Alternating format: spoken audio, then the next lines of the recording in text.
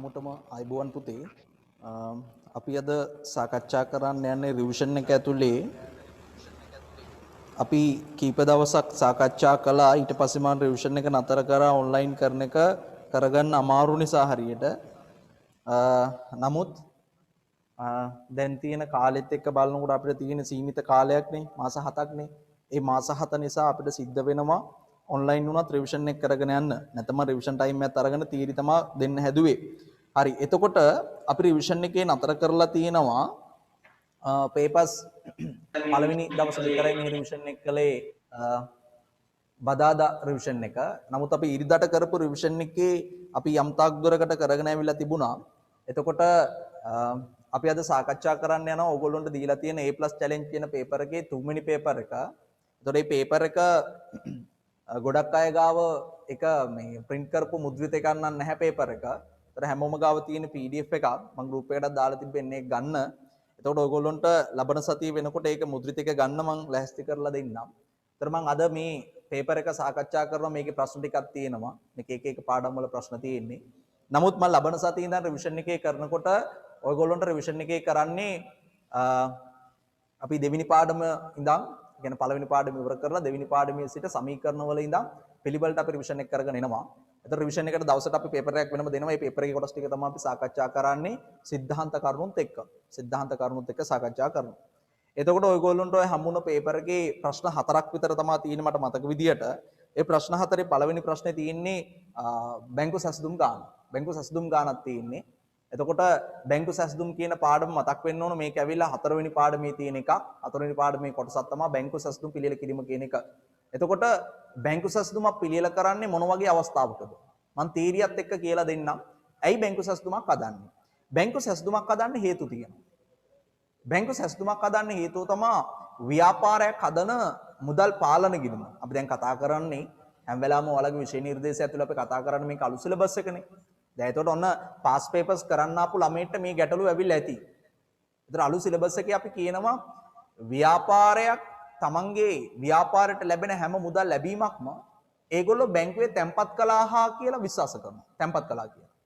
ඒ කියන්නේ කාසියා නෝට්ටු වලින් මුදල් ලැබුණා, චෙක් පතකින් මුදල් ලැබුණා, ඒගොල්ලෝ එක කියන්නේ බැංකුවේ තැන්පත් කළා කියලා. ඒ විතරක් නෙමෙයි.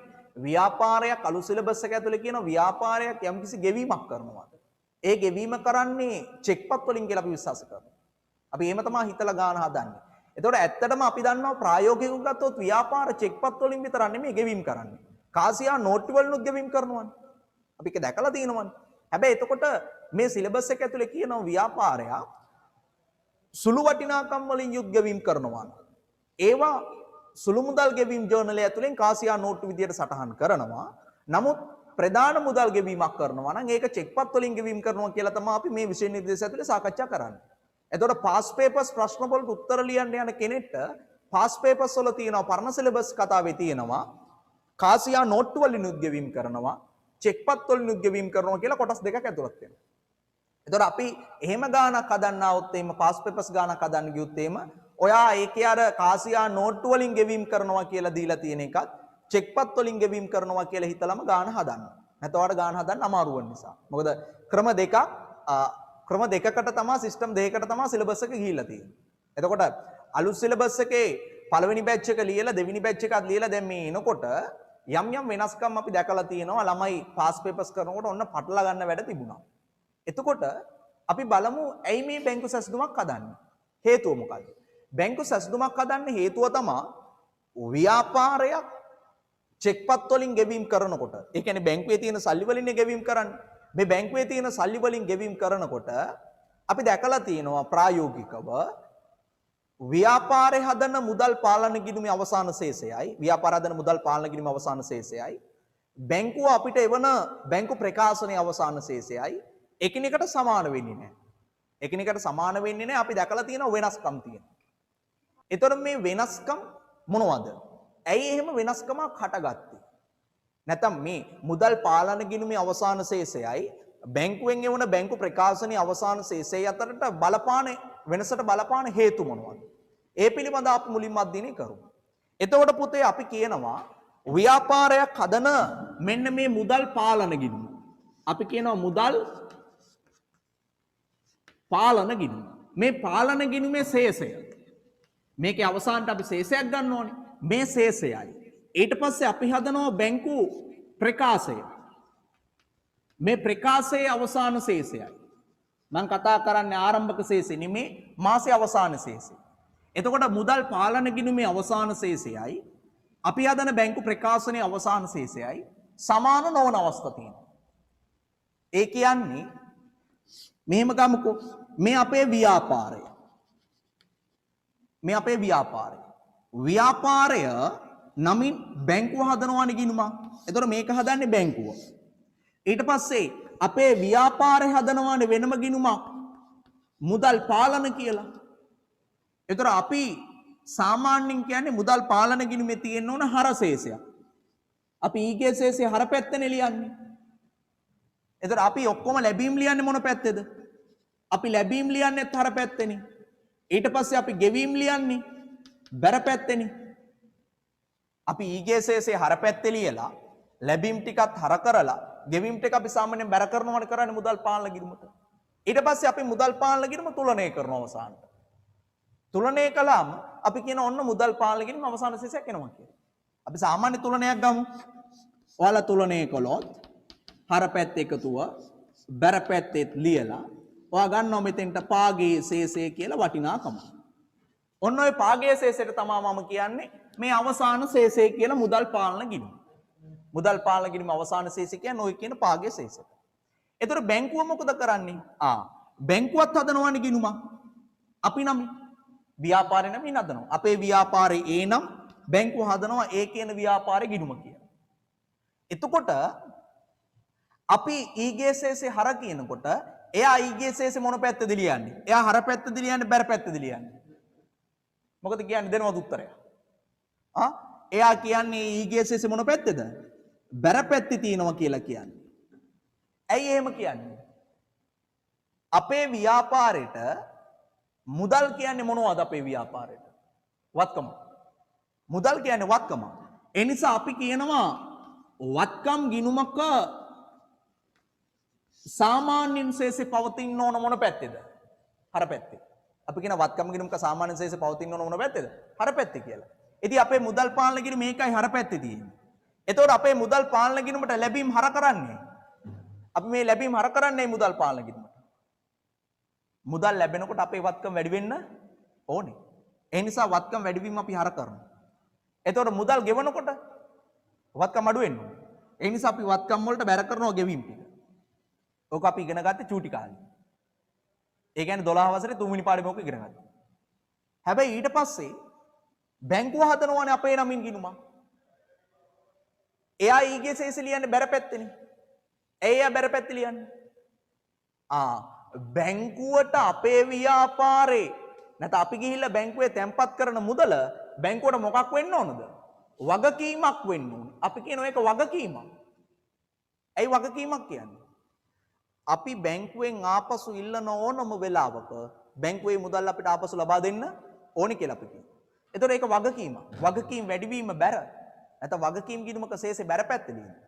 අපි ලැබීම් කියලා හර කරන හැම එකක්ම බැංකුව මොකද කරන්නේ? බැර කරන්නේ. එහෙනම් බැංකුව බැර කරනවා පුතේ මෙතෙන්ට ගෙවීම් කියලා. ලැබීම් ටික. අපි ලැබීම් හර කරද්දී බැංකුව බැර කරනවා ලැබීම් ටික. අපි ගෙවීම් ටික බැර කරද්දී බැංකුව හර කරනවා ගෙවීම් ටික. අවසානයේ බැංකුවේ ගිණුම තුලනය කරනවා. තුලනය කරලා එයා ගේනවා පාගේ ශේෂයක්. දැන් ඔය කියන්නේ දෙපැත්තක් කියන්නේ. අපි හර කරන ඒවා බැංකුව බැර කරනවා. ඊට පස්සේ අපි බැර කරන ඒවා බැංකුව හර කරනවා. දෙපැත්තක් කියන්නේ මේ අපේ ඊගේ ශේෂේ හර පැත්තේ තියෙනකොට එයාගේ ඊගේ ශේෂේ තියෙන්නේ බැර පැත්තේ. අපි ලැබීම් ටික හර කරනකොට එයා ලැබීම් ටික බැර කරනවා. අපි ගෙවීම් ටික බැර කරනකොට එයා ගෙවීම් ටික හර කරනවා. අවසානයේ අපි දෙන්නගේ ශේෂ දෙක සමාන වෙනවා. ඒ කියන්නේ අපි හදන මුදල් පාලන ගිණුමේ අවසාන ශේෂයයි බැංකුවේ වන බැංකු ප්‍රකාශනයේ අවසාන ශේෂය සමාන වෙන්න ඕනේ. හැබැයි අපි ප්‍රායෝගිකව ගත්තොත් දැන් බැංකින් කියන කෝස් එකේම කළොත් IBSL ලගේ බැංකින් කියන කෝස් එක කළොත් ඒකේ උගන්වනවා අපිට.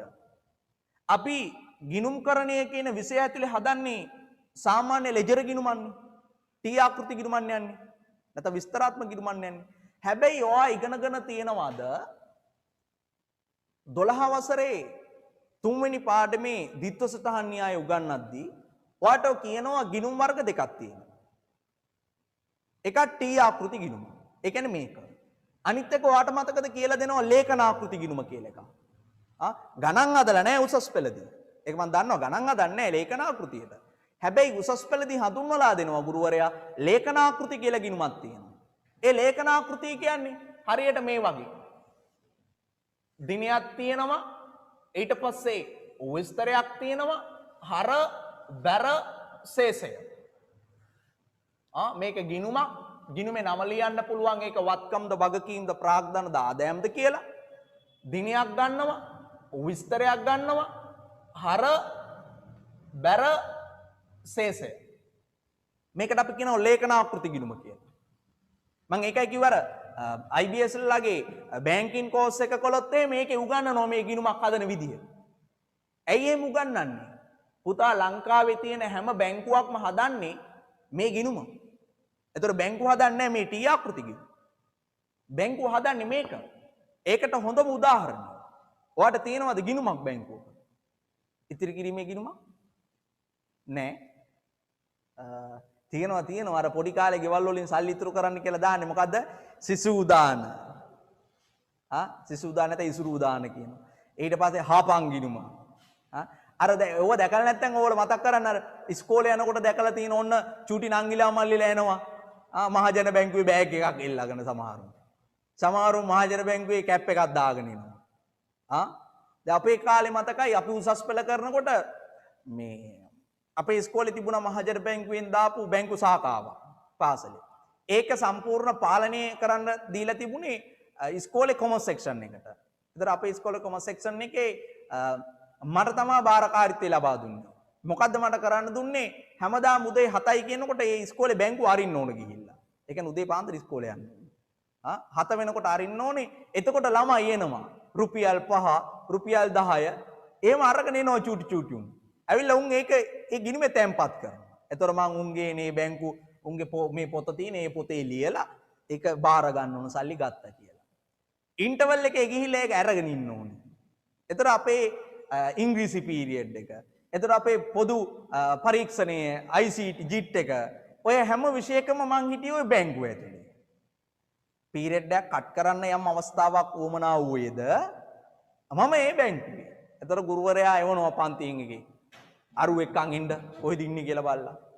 ඒක අපොම ඉතින් එකයි යනකොට මං කියනවා ඉතින්. ඒ ටීචර්ට නැත්තම් සර්ට මං කියනවා මම එහෙම පීරියඩ් කට් කරන්න උවමනාවක් තිබුණේ නැහැ. මට එහි බැංකුවේ සල්ලි බලන්න කියලා තියෙනවා. මං ඒ වැඩකට තමයි ගිහිල්ලා ඉන්නේ. මට හොඳට මතකයි අපි උසස් පෙළ කරන කාලේ මේ සිස්සත්ත්ව විභාගයේ පාස් වුණුන්ට මේ පාස් වුණ අයට දෙන්න තෑගි නීම කරා. අපේ පාසලේ කී දෙනෙක් පාස් වුණාද කියලා අහලා තිබ්බා. අපි ලිස්ට් එක හැදුවා ඊට පස්සේ. ලිස්ට් එක අදලා මහජන බැංකුවට දුන්නාට පස්සේ මහජන බැංකුවේ දුන්නා පුතා. දැන් අපි කියනවා සංස්කෘතික කැල් එක. ඒ කැල් දීලා තිබ්බා 20ක්. ඩික්ෂනරි දීලා මල්ලසේකර ඩික්ෂනරි දීලා තිබ්බා.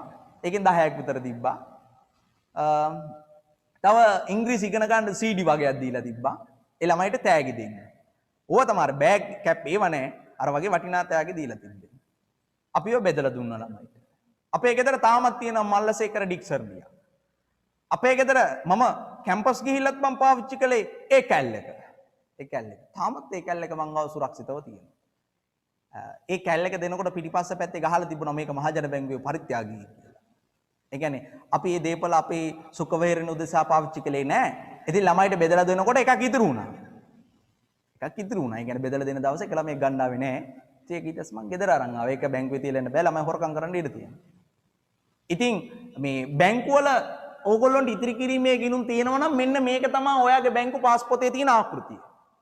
ඔයා හොඳට ගෙදර ගිහිල්ලා බලන්න ඔයාගේ ගෙදර තියෙන බැංකු පොතක් අරන් බලන්නකෝ. සල්ලි තැම්පත් කරපු නැත්නම් ගත්ත දිනේ. විස්තරය තැම්පතුද ආපසු ගැනීමද කියන එක. හර බැර අවසාන ශේෂ. එතකොට මේ කියන ගිණුම එයා හදන්නේ නැහැ බැංකුව. මේක හදන්නේ නැහැ ඇත්තටම. එයා කරන්නේ මේ ආකෘතිය ගේන එක. මේ ලේඛන ආකෘතියේ ගිණුම හදන එක.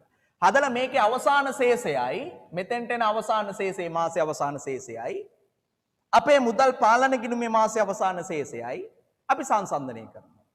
අපි කියනවා මේ දෙක සමාන වෙන්න ඕනේ. ඇයි එහෙම කියන්නේ? අපි බැංකුවේ තැන්පත් කරපු හැම එකක්ම බැංකුව තැන්පත් කළා නම් ඒ කියන්නේ අපි ලක්ෂ 10ක් තැන්පත් කළොත් මාසේ බැංකුවත් ලක්ෂ 10ක්ම තැන්පත් කළොත් අපි දෙන්නක සමාන වෙන්න බෑ තැන්පතුව. අපි චෙක්පත් වලින් ගෙවා නම් ලක්ෂ 5ක් බැංකුවත් ඒ ලක්ෂ 5ටම ගෙවුවා නම් අපි කියනවා ඒත් සමාන වෙන්න එපයි. ඉතින් අවසානයේ අපේ තැන්පතු ලක්ෂ 10න් අපි ගෙවීම් ලක්ෂ 5 අඩු කරලා අපි කියන ඉතිරි වුණා ලක්ෂ 5ක් කියලා. ඉතින් එන බැංකුවෙත් ඒ ලක්ෂ 5ම පෙන්වන්න ඕනේ. හැබැයි අපි ප්‍රායෝගිකව දැකලා තිනවා මෙන්න මේ බැංකු ප්‍රකාශනයේ අවසාන ශේෂයයි මෙන්න මේ මුදල් පාලන ගිණුමේ මෙන්න මේ අවසාන ශේෂය කියන මේ දෙක සමාන වෙන්නේ නැහැ පුතා. මේ දෙක අසමානයි. මොකද කිව්වේ? බැංකුවෙන් එවන බැංකු ප්‍රකාශනයේ අවසාන ශේෂයයි අපි හදන මුදල් පාලන ගිණුමේ අවසාන ශේෂයයි සමාන වෙන්නේ අසමානයි. එහෙම අසමාන වෙන්න බලපාන හේතු තියෙනවා. එහෙම අසමාන වෙන්න බලපාන හේතු තියෙනවා. අන්න ඒ හේතු මොනවද කියලා අපි එනම් හොයාගන්න ඕනේ. ඒ හේතු මොනවද කියලා. එතකොට මම දැකලා තියෙනවා පුද්ගලිකව දැකලා තියෙනවා. මොකද අපි විගණන ආයතනයක් කරන නිසා මම දැකලා තියෙනවා අපි විගණන ආයතනයෙන් අපි ඔඩිට් වලට යනවා කම්පැනිස් වල. ගිහපුවම අපි දැකලා තියෙනවා ඒ කම්පැනි වල සමාගම් වල බැංකු සැසඳුම් නිලධාරි කියලා නිලධාරියෙක් ඉන්නවා. ඒතර එයාගේ කාර්යභාරය වෙලා තියෙන්නේ ඒගොල්ලෝ හදන මුදල් පාලන ගිණුමයි බැංකුවෙන් එවන බැංකු ප්‍රකාශනයයි කියන දෙකේ ශේෂ දෙක අසමානයි කියලා ඒගොල්ලෝ දන්නවා කොහොමත්. අසමාන වෙනව අනිවාර්යයෙන්ම සමාන වෙන්නේ නැහැ. ඒ අසමාන වුණාම ඒ අසමානතාවයට බලපාන හේතු හොයලා ඒව නිවැරදි කිරීමේ කාර්ය වෙනුවෙන් වෙනම නිලධාරියෙක් පත් කරලා තියෙනවා. උට මාසයකට රුපියල් 30000ක 40000ක වැටුපුකුත් දෙන්න. හිතන්න කොච්චර මේක කාර්යභාරය මොන වගේ පරිසරයක් මේකට ගොඩනැගිලාද? සමහර ව්‍යාපාරවල මම දැකලා තියෙනවා බැංකු සැසඳුම් නිලධාරි දෙන්නෙක් ඉන්නවා. එක් බැංකු බාර දීලා. මොකද අපි දැකලා තියෙනවා සමහර බැංකු වලට දැන් අපි සාමාන්‍ය හොයලා බැලුවොත් අපි හිතන්නේ ව්‍යාපාර වලට එක බැංකු ගිණුමක් විතරයි තියෙන්නේ කියලානේ. හැබැයි මම දැකලා තියෙනවා සමහර බැංකු තියෙනවා පුතේ. අපි අත්දැකීමෙන් දැකලා තියෙනවා විගණනයේදී. සමහර බැංකු තියෙනවා නැත්නම් සමහර ව්‍යාපාර තියෙනවා. ඒ ව්‍යාපාර බැංකු ගිණුම් 3-4කින් ගනුදෙනු කරනවා. ණයගැතියන්ගේ සල්ලි වෙන්නේ වෙනම ගිණුමකට. ණය හිමියන්ට සල්ලි ගෙවන්නේ වෙනම ගිණුමකට. ව්‍යාපාරය අනිකුත් වියදම් කරන්නේ වෙනම ගිණුමකට. ගිණුම් කිහිපයක් පවත්වාගෙන යන එක බැංකු වල ජංගම ගිණුම් කිහිපයක්. ඒතර මේවාගේ වැඩ කටයුතු හරියට කරගන්න වෙනම නිලධාරීන් පත් කරලා තියෙනවා. අපි කියන එකෙන් හොඳ කාර්යක්ෂමතාවයක් අපි බලාපොරොත්තු වෙනවා ව්‍යාපාරයක් ඇතුලේ. මුදල් මේ ගනුදෙනු වලදී ප්‍රශ්න ඇති වෙන්නේ නැති වෙන්න, ප්‍රශ්න ගොඩ නැගෙන්නේ නැති වෙන්න වැඩ කරන්නයි බලාපොරොත්තු වෙන්නේ. මොකද තනි නිලධාරියට ගිණුම් 4-5 බලන්න දුන්නම අපි දන්නවා බැංකු ගිණුම් වල වැඩ හරියට කරගන්න හම්බ වෙන්නේ නැහැ. අපි දැකලා තියෙනවා, ඕගොල්ලෝ අහලා තියෙනවා චෙක්පත් අගරු වෙනවා කියලා. චෙක්පත් අගරු වෙනවා. අපි හිතමු අපි ණය හිමියට නිකුත් කරපු චෙක් එකක් අගරු කළා බැංකුවේ. ඒතර අපේ ව්‍යාපාරයේ ඒ සම්බන්ධව වෙනම සේවකයෙක් නැත්නම් බැංකු සැසඳුම් නිලධාරියෙක් නැත්නම් අපේ ව්‍යාපාරයේ අයිතිකරුවටම සිද්ධ වෙනවා නැත්නම් කළමනාකරුවට සිද්ධ වෙනවා බැංකුවට ගිහිල්ලා මේක අහගෙන එන්නේ ඇයි එහෙම උනේ කියලා. හැබැයි අර බැංකු සැසඳුම් නිලධාරියෙක් ඉන්නකොට එයා දන්නවා අගරු වීමක් වුණා. එයා බැංකුවේ ඒ කළමනාකරණයේ සිට ඒ ඉන්න සේවකයා අඳුරනවා. දැන් සමහර අය බැංකුවට යනකොට සිකියුරිටි අහනවානේ ගොඩ කාලෙකින් ආවේ. ඒ අඳුරනවා. ඒ අඳුරන්නේ සේවකයා නිතර මේ බැංකුවට ගිහිල්ලා තියෙනවා තමන්ගේ වැඩ කටයුතු වෙන. ව්‍යාපාර වැඩ කටයුතු වෙන. එතකොට මේ වගේ සේවකීන් පත් කරගෙන මේ කියන කාර්ය කරනවා මේ බැංකු සැසඳුම් හදන එක. ඒ නිසා මේක අපි අධ්‍යයනය කරනවා උසස් පෙළදී සරලම ආකාරයට. හැබැයි මේක ප්‍රායෝගිකව බලුවොත් මේක සරල නෑ. මේක මහා සංකීර්ණ කතාවක්. මේ බැංකු සැසඳුම් හදනවා කියන්නේ. ඒ නිසා ඔන්න මම සාමාන්‍ය අවබෝධයක් දුන්නා මේක වෙනම ගිණුම්කරණයේ නියැලෙන නිලධාරීන් ඉන්නවා කුමක් වෙනුවෙන්ද බැංකු සැසඳුම් සකස් කිරීම වෙනුවෙන්. එතකොට මේක මේ නිකන් අපි හිතන විදිහේ මේක සරල සාමාන්‍ය දෙයක් නම් නෙමෙයි මේක සංකීර්ණ කාර්යයක්. හරි. එතකොට පුතේ අපි බලමු මෙන්න මේ හදන මුදල් පාලන ගිණුමේ අවසාන ශේෂයයි මේන බැංකු ප්‍රකාශනයේ අවසාන ශේෂය අතර වෙනසට බලපාන හේතු මොනවද කියලා. මොනවද මේ අය අතර වෙනසට බලපාන හේතු? ඇත්තටම වෙනසට බලපාන හේතු කිව්වම හේතු කීයක් තියෙනවද? හේතු එකද තියෙන්නේ? දෙකයි. තුනයි. 4යි 5යි 6යි 7යි.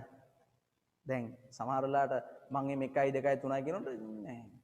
දැන් ඉතින් 5ක් 6ක් 7ක් 10ක් එතු ගොඩාක් තියෙනවා වෙන්නේ. හැබැයි ඔය අපි හදන මුදල් පාලන ගිණුමේ අවසාන ශේෂයයි බැංකු ප්‍රකාශනයේ අවසාන ශේෂය අතර වෙනසට බලපාන ප්‍රධාන හේතු අපි තුනක් හඳුනා ගන්න. ප්‍රධාන හේතු කීයක් තියෙනවද? තුනක් තියෙනවා. මේක MCQ පේපර් එකේ නැත්නම් බහුවර්ණ පේපර් එකේ ව්‍යුහගත කොටසට අහන්න පුළුවන්. ව්‍යුහගත කොටසට අහන්න පුළුවන් බලපාන හේතු මොනවද කියලා. ප්‍රධාන හේතු දෙකක් තියෙනවා. එකක් තමයි පුතේ මගහැරීම් කියලා කියනවා. අපි පළවෙනි හේතුවට කියනවා මොකක් කියලාද? පළවෙනි එක මම ඉහෙලින්ම ලියනවා මගහැරීම්. මගහැරීම් කියලා කියන්නේ පුතේ සටහන් නොවීම. මගහැරීම කියලා කියන්නේ මොකද්ද? සටහන් නොවීම. ඒ කියන්නේ අපි කියනවා ව්‍යාපාරයේ සමහර ගනුදෙනු තියෙනවා ඒ ගනුදෙනු සටහන් වෙලා නැහැ. මගහැරිලා කියලා අපි කියනවා. අපි කතා කරමු මේම මගහැරීම මොනවද කියලා පස්සේ. දෙවෙනි හේතුව කාල වෙනස්කම්. කාල වෙනස්කම්. දෙවෙනි හේතුව කාල වෙනස්කම්. කාලයේ යම් යම් වෙනස්කම් තියෙන්න පුළුවන්. දැන් ඕවා කියනකොට මතක් වෙනවා හිමිව තිබ්බ තමයි ඒ කාලේ කියලා. තුන්වෙනි එක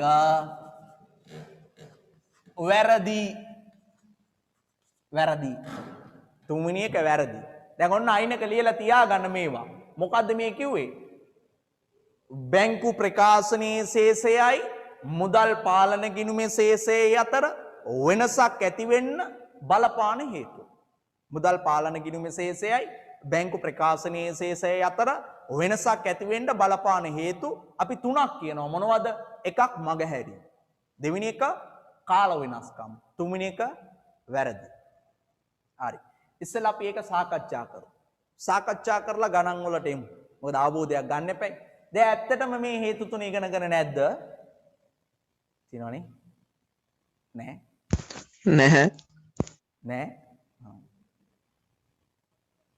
ඇත්තටම මේක ඉගෙනගෙන නැද්ද? හරි. සමහර විට ඉගෙනගෙන ඇති මේවා චූටි කාලේ. සමහර විට ඉගෙනගෙන නැති වෙයි. හරි කමක් නැහැ. මතක තියාගන්නilla ඉගෙනගෙන තිබුණත් එකයි නැතත් එකයි විභාගයට එනවා තව මාස 7කින්. ඒ නිසා මේක ඉගෙනගෙන තිබුණත් එකයි නැතත් එකයි. විභාගයේ පේපර් එක හදන සර්ට හෝ මැඩම්ට එයාලට මේක ඉගෙනගෙන තියෙනවද නැද්ද කියලා දාලා නැහැ. මේක සිලබස් එකේ තියෙන එක. රයිට්. අපි බලමු පළවෙනි එක. ඒ තමයි මගහැරීම්. මගහැරීම් කියලා කියන්නේ මම එතනදී කිව්වා මගහැරෙනවා කියලා.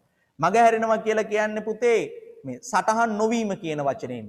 මගහැරීම් කියලා කියන්නේ සටහන් නොවීම.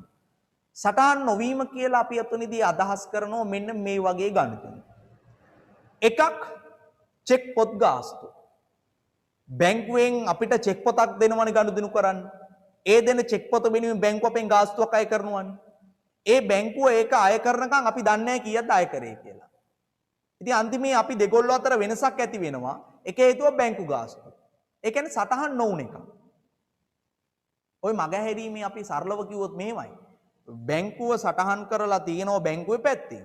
හැබැයි අපේ ව්‍යාපාරයක සටහන් කරලා නැහැ. බැංකුව සටහන් කළාට ව්‍යාපාරේ මුදල් පාලන ගිණුමේ සටහන් නොවුන ඒවා තියෙන්න පුළුවන්. බැංකුව සටහන් කළාට ව්‍යාපාරේ මුදල් පාලන ගිණුමේ සටහන් නොවුන ඒවා තියෙන්න පුළුවන්. එහෙම ඒවට තමයි අපි කියන්නේ මගහැරීම් කියලා.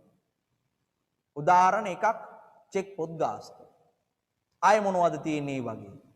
දැන් එහෙම කිව්වම දැන් මතක් වෙනවා. දැන් තව තියෙන මොනවද? බැංකු ගාස්තු. බැංකු ගාස්තු. බැංකු අය කරන ගාස්තු, බැංකු ගාස්තු මේ සේවාව වෙනුවෙන්. තව බැංකුව අය කරන ලද විවිධ පොලි නේ නැත්නම් අවකට කියනවා අයිරා පොලි. අයිරා පොලි. දැන් අයිරාව කියන එක දන්නවනේ නේ. බැංකු අයිරා දන්නවනේ. බැංකු අයිරා කියන්නේ බැංකුවේ වැඩ කරන අයිරා කියන කෙනෙක් ඉන්නවා නම් එයාට කියන නම නෙමෙයි. දැන් සමහර ගම් වල ඉන්න අයිරා, ඒ අයිරා බැංකුවේ වැඩ කරනවා නම් කියන්නේ බැංකු අයිරා. ඒක නෙමෙයි මේ කියන්නේ. ඒතර බැංකු අයිරාවක් වෙනුවෙන් අය කරන අයිරා පොලියේ තියෙන්න පුළුවන්. තව මොනවද ඒ වගේ තියෙන්නේ? ස්ථාවර නියෝග මත ගෙවීම් තියෙන්න පුළුවන්. බැංකුව එක ගෙව්වද නැද්ද කියලා අපි දන්නේ නැහැ. අපි නියෝගයක් දීලා තියෙනවා ගෙවන්න කියලා. හැබැයි බැංකුව ගෙව්වද නැද්ද කියලා අපි දන්නේ නැහැ. ওই බැංකු ප්‍රකාශනකට ලැබෙනකම්. මොකද අපි දන්නවා අපේ ව්‍යාපාරය ඇතුළේ අපි ගනුදෙනුවක් ලියන්න අපිට මූලාශ්‍ර ලේඛනයක් තිබිය යුතුයි. පිළිගත හැකි ආකාරයට ගනුදෙනුව සිදු වෙලා තියෙනවා. ඒ නිසා අපි කියන ඔය ස්ථාවර නියෝග මත ගෙවීම. තව එකක් තියෙනවා. ඒ තමයි ඍජු ප්‍රේෂණ. ඍජු ප්‍රේෂණ යම් කිසි පුද්ගලයෙක් අපේ බැංකු ගිණුමේ මුදල් තැන්පත් කරනවා නම් එවිල. අපි දන්නේ දැන් කෙනෙක්ට කතා කරලා කියන්න පුළුවන් මම ඔයගේ ගිණුමේ සල්ලි තැන්පත් කළා කියලා. පිළිගන්නේ කොහොමද? අපි කියනවා හරි තැන්පත් කරා නම් අපිට ඒක තැන්පත් කරා කියලා ලියවිල්ල එවන්න. එහෙම නැත්නම් අපි ව්‍යාපාරවල නම් කරන්නේ තැන්පත් කළා නම් බැංකු ප්‍රකාශනය තුල ඇතුළත් වෙලා තියෙන්නම ඕනේ. ඉතින් පුතේ මගහැරීම් යටතේ අපි හේතු කීපයක් කතා කරනවා. මගහැරීම් යටතේ එනවා මෙන්න මේවා. චෙක් පොත් ගාස්තු, බැංකු ගාස්තු, අය කරන ලද විවිධ පොලි, අයිරා පොලි වගේ ඒවා. ඊට පස්සේ ස්ථාවර නියෝග මත ගෙවීම, ඊට පස්සේ ඍජු ප්‍රේෂණ. පහක් තියෙනවා. මේ පහෙන් කීපයක් තමයි ඔයගොල්ලන්ට විභාගයේ ඉන්නේ මගහැරීම් යටතේ. එහෙනම් විභාගයේ මගහැරීම් වලට උදාහරණ ඇහුවොත් අමතක වෙන්න විදියක් නැහැ ආයේ. මගහැරීම් වලට උදාහරණ මතක තියාගන්න මොනවද? චෙක් පොත් ගාස්තු, බැංකු ගාස්තු, අය කරන ලද විවිධ පොලි, ඍජු ප්‍රේෂණ, ස්ථාවර නියෝග මත ගෙවීම. ඔන්න ඔය කොටස් පහට අපි කියනවා මගහැරීම් කියලා. right. ඊට පස්සේ අපි එනවා ඊළඟ එක කාල වෙනස්කම්. අන්න ඕනනම් ලියලා තියාගන්න මගහැරීම් වලට උදාහරණ. මගහැරීම් වලට උදාහරණ ටිකක් ලියලා තියාගන්න. මොනවද කිව්වේ? චෙක් පොත් ගාස්තු, බැංකු ගාස්තු, චෙක් පොත් ගාස්තු, බැංකු ගාස්තු, චෙක් පොත් ගාස්තු, බැංකු ගාස්තු, අය කරන ලද විවිධ පොලි, අය කරන ලද විවිධ පොලි, අය කරන ලද විවිධ පොලි, ස්ථාවර නියෝග මත ගෙවීම, ස්ථාවර නියෝග මත ගෙවීම, ස්ථාවර නියෝග මත ගෙවීම, ඍජු ප්‍රේෂණ, ඍජු ප්‍රේෂණ. right. එතකොට පුතේ ඔය කියන්නේ විවිධ මගහැරීම් වලට උදාහරණ. right. ඊට පස්සේ අපි කතා කරමු අනිත් කෙනා. ඒ තමා කාල වෙනස්කම්. කාල වෙනස්කම් කියන්නේ මොනවද? කාල වෙනස්කම් කිව්වම කාලයේ හටගත්ත විවිධ වෙනස්කම්. කාලය නිසා. හරි. ඕක මෙහෙම කියමුකෝ. ඔයාට හම්බ වෙලා තියෙනවද නිකුත් කළ නමුත් ගෙවීමට ඉදිරිපත් නොවූ චෙක්පත්? හම්බෙලා තියෙනවනේ. ඔය එක හම්බෙලා නැහැ කියන්න එපා. බැංකු සැසඳුම් ඉගෙන ගත්ත එකට නම් ඒක හම්බෙන්න ඕනේ. දැන් අර කලින් කිව්ව හේතුප හම්බෙලා නැද්ද? හම්බෙලා තියෙනවා. හැබැයි මතක නැහැ ඒක මගහැරීම් කියලා. එච්චරයි. ඒක මගහැරීම් කියලා මතක නැහැ. හම්බෙලා තියෙනවා. එතකොට නිකුත් කළ නමුත් ගෙවීමට ඉදිරිපත් නොවූ චෙක්පත් හම්බෙලා නැද්ද? හම්බෙලා තියෙනවා. තැම්පත් කළ නමුත් උපලබ්ධි නොවූ චෙක්පත්. නැත්නම් සමහර අය බර කරලාගෙන තැම්පත් කළ නමුත් නිෂ්කාසනයේ නොවූ චෙක්පත්. දැන් සමහර ළමයි මගෙන් අහලා තියෙනවනේ පුතේ මේ තැම්පත් කළ නමුත් නිෂ්කාසනයේ නොවූ චෙක්පත් කියන්නේ වෙනම එකක්ද? තැම්පත් කළ නමුත් උපලබ්ධි නොවූ චෙක්පත් කියන්නේ වෙනම එකක්ද කියලා අහපු ළමයිනුත් ඉන්නවා. ඔව් එහෙම ලෝකයක් මේක. ඒ කියන්නේ ඒකේ හේතුව මේමයි. සමහර පාසල් වල ගුරුවරු උගන්වනවානේ තැම්පත් කළ නමුත් උපලබ්ධි නොවූ චෙක්පත් කියලා. ඒතර ඒ ළමයිගේ මනසේ ඇඳෙන්නේ ඒක. ඒතර අපි ඒකට කිව්වොත් එහෙම තැම්පත් කළාම නිෂ්කාසනීය චෙක්පත් කියලා ඒ ළමයා කල්පනා කරනවා හරි. අරකද හරි මේකද හරිද? නෑ දෙකම හරි. විභාගයේ හැබැයි කොහොම නමකින් එයිද කියලා අපි දන්නේ නෑ. දෙකේ ওই දෙකෙන් එකක් එන්නේ. එක්ක තැම්පත් කළාම උපලබ්ධි කියයි නැත්නම් තැම්පත් කළාම නිෂ්කාසනය නොවු කියයි. හරි. කාල වෙනස්කම් කියන වචනේ තේරුම තමා අපි තැම්පත් කළාට ඒ දිනේට බැංකුවක තැම්පත් වෙන්නේ නෑ. ඒක අපි දන්නවා. ඇයි එහෙම වෙන්නේ? අපි බැංකුවේ මුදල් තැන්පත් කළොත් බැංකුව ඒක එවෙලම අපේ ගිණුමට බැර කරනවානේ. අපේ ගිණුම එවෙලම බැංකුව තැන්පත් කරනවානේ. හැබැයි අපි බැංකුවට ගිහලා චෙක් පතක් අපේ ගිණුමේ තැන්පත් කළාම බැංකුව ඒක එවෙලම අපේ ගිණුමේ තැන්පත් කරන්නේ නැහැ. ඒතර බැංකුව මොකද කරන්නේ ඒක තියාන්නේ? බැංකුව බලනවා අපේ චෙක් පත ඇත්තටම නිවැරදිද කියලා. කොහොමද බලන්නේ? මේක ඇවිල්ලා BS වල කොටසක්. මේක ඇවිල්ලා බිස්නස් වල තියෙන කොටසක්. මේක accounts වල නෑ. හැබැයි මම කියලා දෙනවා. ඇයි? නැත්තම් අගරුණේ කොහොමද කියලා අපේ උන් දන්නේ නෑ ගණන් හදනවා. ගණන් වල තියෙනවා හරි එහෙම වුණා කියලා දන්නවා. චෙක්පත් අගරුණා කියලා දන්නවා. හැබැයි එහෙම වෙන්නේ කොහොමද? දන්නේ නෑ ඉතින්. එහෙම තමයි ඒක කියන්නේ. නිසා එහෙම එපා. හැම එකම දැනගෙන ඉන්න එපා. දැන් මම ආන්නේ මේ අපි බැංකුවේ චෙක්පතක් තැන්පත් කරොත් බැංකුව ඒ වෙලෙම තැන්පත් කරන්නේ නෑ පුතා. දවස් ගාණක් පහු වෙන මේක කරන්නේ. ඇයි එහෙම පහු වෙන්නේ? මොකද්ද බැංකුවේ ක්‍රියාවලිය? නැත්නම් බැංකුව මොකද්ද කරන්නේ ඒකට? අපි බැංකුවට අරන් ගිහලා චෙක්පතක් දුන්නම අපි බැංකුවට අරන් ගිහලා චෙක්පතක් තැන්පත් කළාම අපි ගිහලා චෙක්පත් තැන්පතු කුවිතාංශය සම්පූර්ණ කරලා බැංකුවට දුන්නාට පස්සේ බැංකුව යවනවා පුතා මේක ලංකා ක්ලියර් සමාගමට. ලංකා ක්ලියර් සමාගමට. ලංකා ක්ලියර් සමාගම නැත්නම් අපි කියන මාතර ලංකා ක්ලියර් සමාගම. මොකද තියෙන මාතර අපි දන්න තරම්. එතකොට ලංකාවට මේ වගේ සමාගම් එකයි තියෙන්නේ.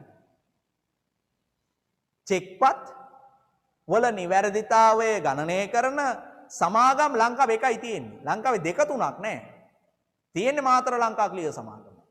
ලංකාවේ තියෙන සියලුම වාණිජ බැංකු ඒගොල්ලන්ට හම්බ වෙන තැන්පත් කරන චෙක්පත් ටික ඒගොල්ලෝ අරන් ගිහිල්ලා දානවා ඔන්න ඔය ලංකා ක්ලියර් සමාගමට.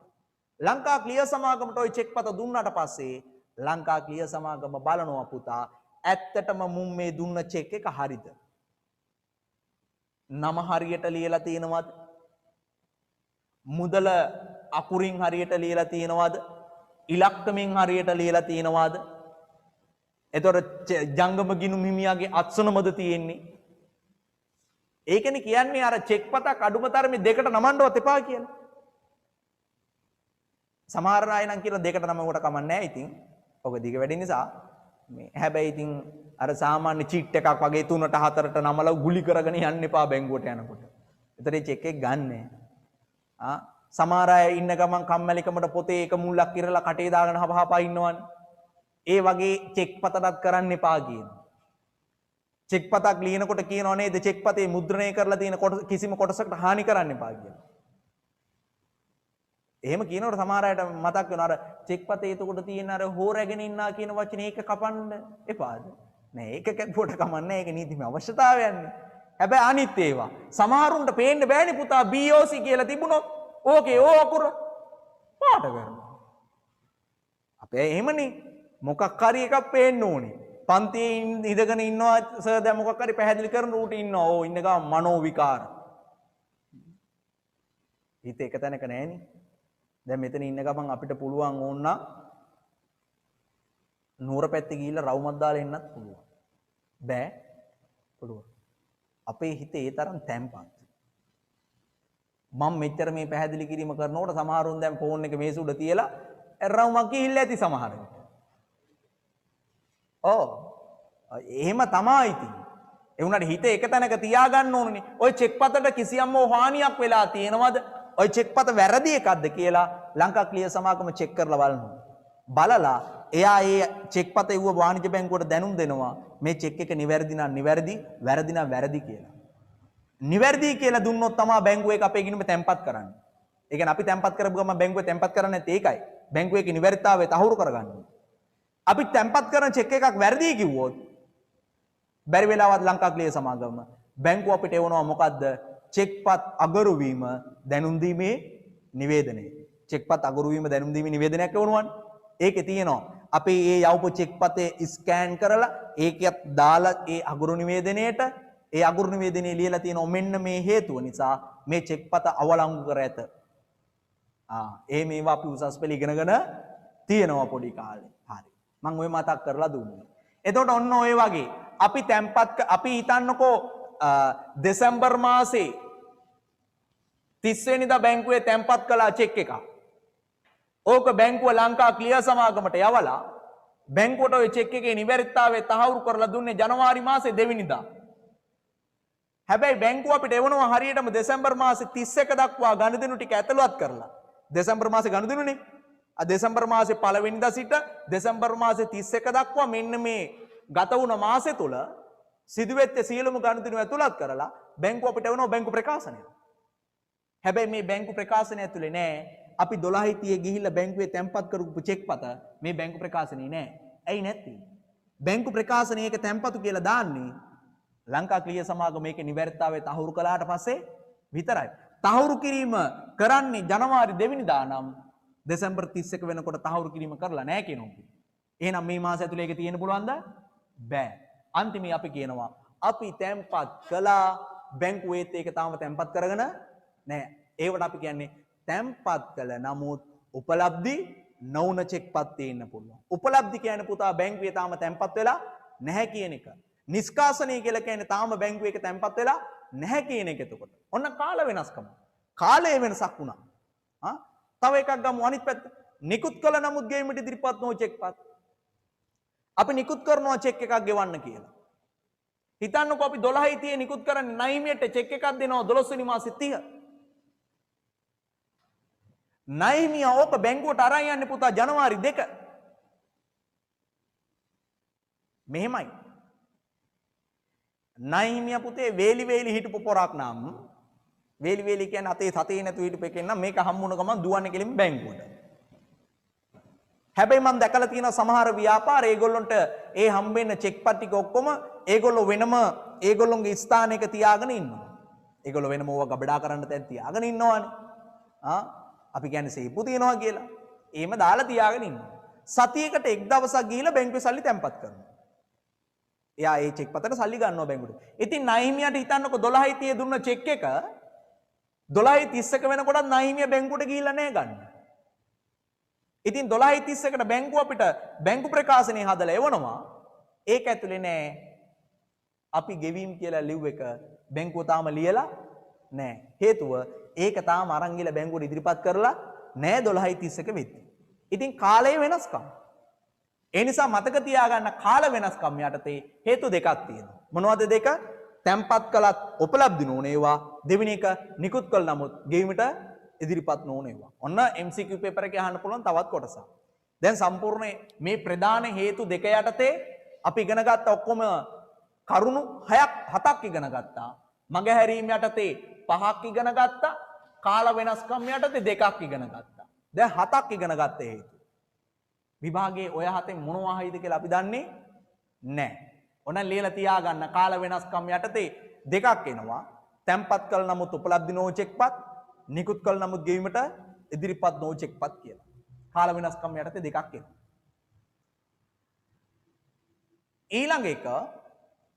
ඊළඟ හේතුව ප්‍රධාන හේතුව පුතා වැරදි. වැරදි කියලා කියන්නේ මොනවද? වැරදි කියලා කියන්නේ මොකක් හරි වැරද්දක්. වැරද්දක් කියලා කියන්නේ ඉතින් මොකක් හරි වැරද්දක්. ඒ කියන්නේ නිශ්චිත ආකෘතියෙන් බැහැරව කරන ලද දෙයක්. කරන්න ඕන ක්‍රමයක් තියෙනවනේ. ඒ ක්‍රමෙන් බැහැරව කරනවා. අපි ගිනුම් කරන්නේ කියනවනේ කොහෙට හරි හර කළොත් තව කොහෙට හරි බැර වෙන්න ඕනේ. හැබැයි නිශ්චිත ගිනුම් දෙකක් තියෙනවනේ හර බැර වෙන්න ඕනේ. විදුලි වියදම් ගිනුමට හර වෙන්න ඕනක දුරකථන වියදම් එකට හර කළොත් වැරදි කියලා අපි කියනවනේ. ආයෙම නිශ්චිත ආකෘතිය මිදිච්ච දෙයක්. ඒක වැරද්දක්. ඉතින් මේ වැරදි කිව්වම වැරදි තියෙන ආකාර කීයක් තියෙනවද? පුළුවන් නම් කියන්න බැංකු සැසඳුම් වල වැරදි කීයක් තියෙනවද ආකාර? 1යි 2යි 3යි 4යි. ඔය ඔන්ලයින් සම්බන්ධ වෙලා ඉන්න ළමයි උත්තර නැද්ද? වැරදි කීයක් තියෙනවද?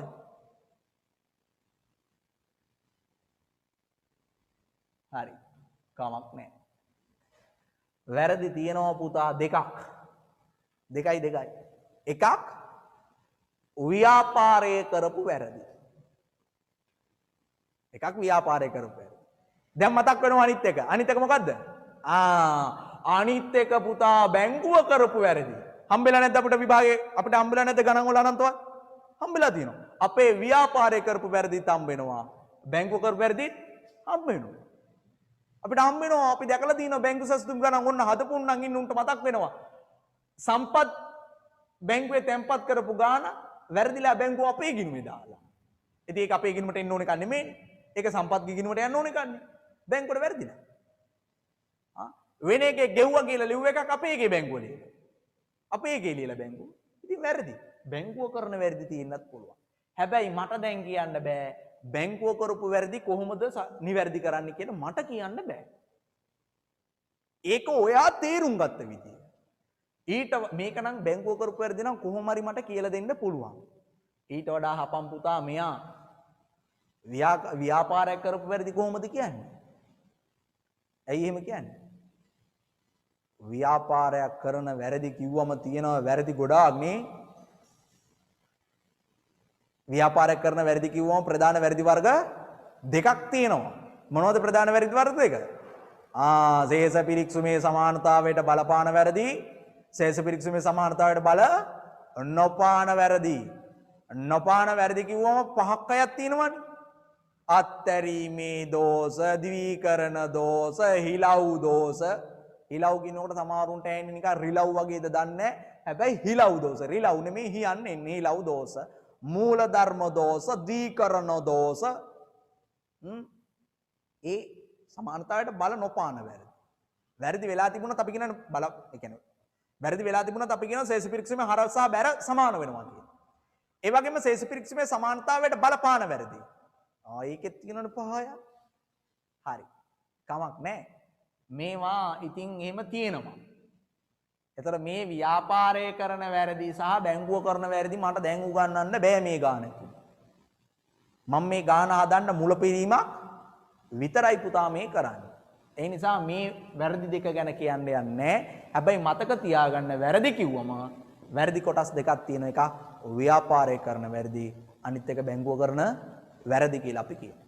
ඒ නිසා මේ වැරදි දෙක ගැන අවබෝධයක් අපිට තිබිය යුතුයි. right. ඊට පස්සේ හරි. දැන් ඔන්න මූලික කරුණු කියලා දුන්නා. මෙතන තියෙනවා දෙකක්. මෙතන 5යි, මෙතන 2යි, මෙතන 2යි. ඔක්කොම කීයක් තියෙනවද? 9ක් තියෙනවා. එහෙනම් අපි බැංකු සැසඳුම් හදනවා නම් අපි බැංකු සැසඳුම් හදද්දී අපිට මේ 9ම ගැන හොඳ අවබෝධයක් තිබිය යුතුයි මගේ පුතේ. ඔන්න දැන් ඔයාට මේවා අමතක නම් ඔයාගේ සිද්ධාන්ත පන්තියේ තියරි පන්තියේ බැංකු සැසඳුම් පාඩමට අදාළව ඔයාට කරපු නිබන්ධනය හොඳට කියවලා බලන්න ඕනේ. බලලා අමාරු තැන් තියෙනවා නම් නොතේරුණ තැන් තියෙනවා නම් එක්ක මට දුරකථන ඇමතුමක් දෙන්න, නැත්නම් මට WhatsApp message එකක් දාන්න. හැබැයි කියන්න ඕනේ මගේ WhatsApp නම්බරයට කෝල් ගන්න එපා. ඒක ආන්සර් කරගන්න බෑ. ආන්සර් කරගන්න බෑ කියන්නේ ඒක ආන්සර් කරන්න යන්නේ නැහැ. හේතුව ඒකෙන් වෙන වැඩ ටික කරගෙන යන නිසා, ක්ලාස් වල වැඩ කරන නිසා ඒක ආන්සර් කරන්න බෑ.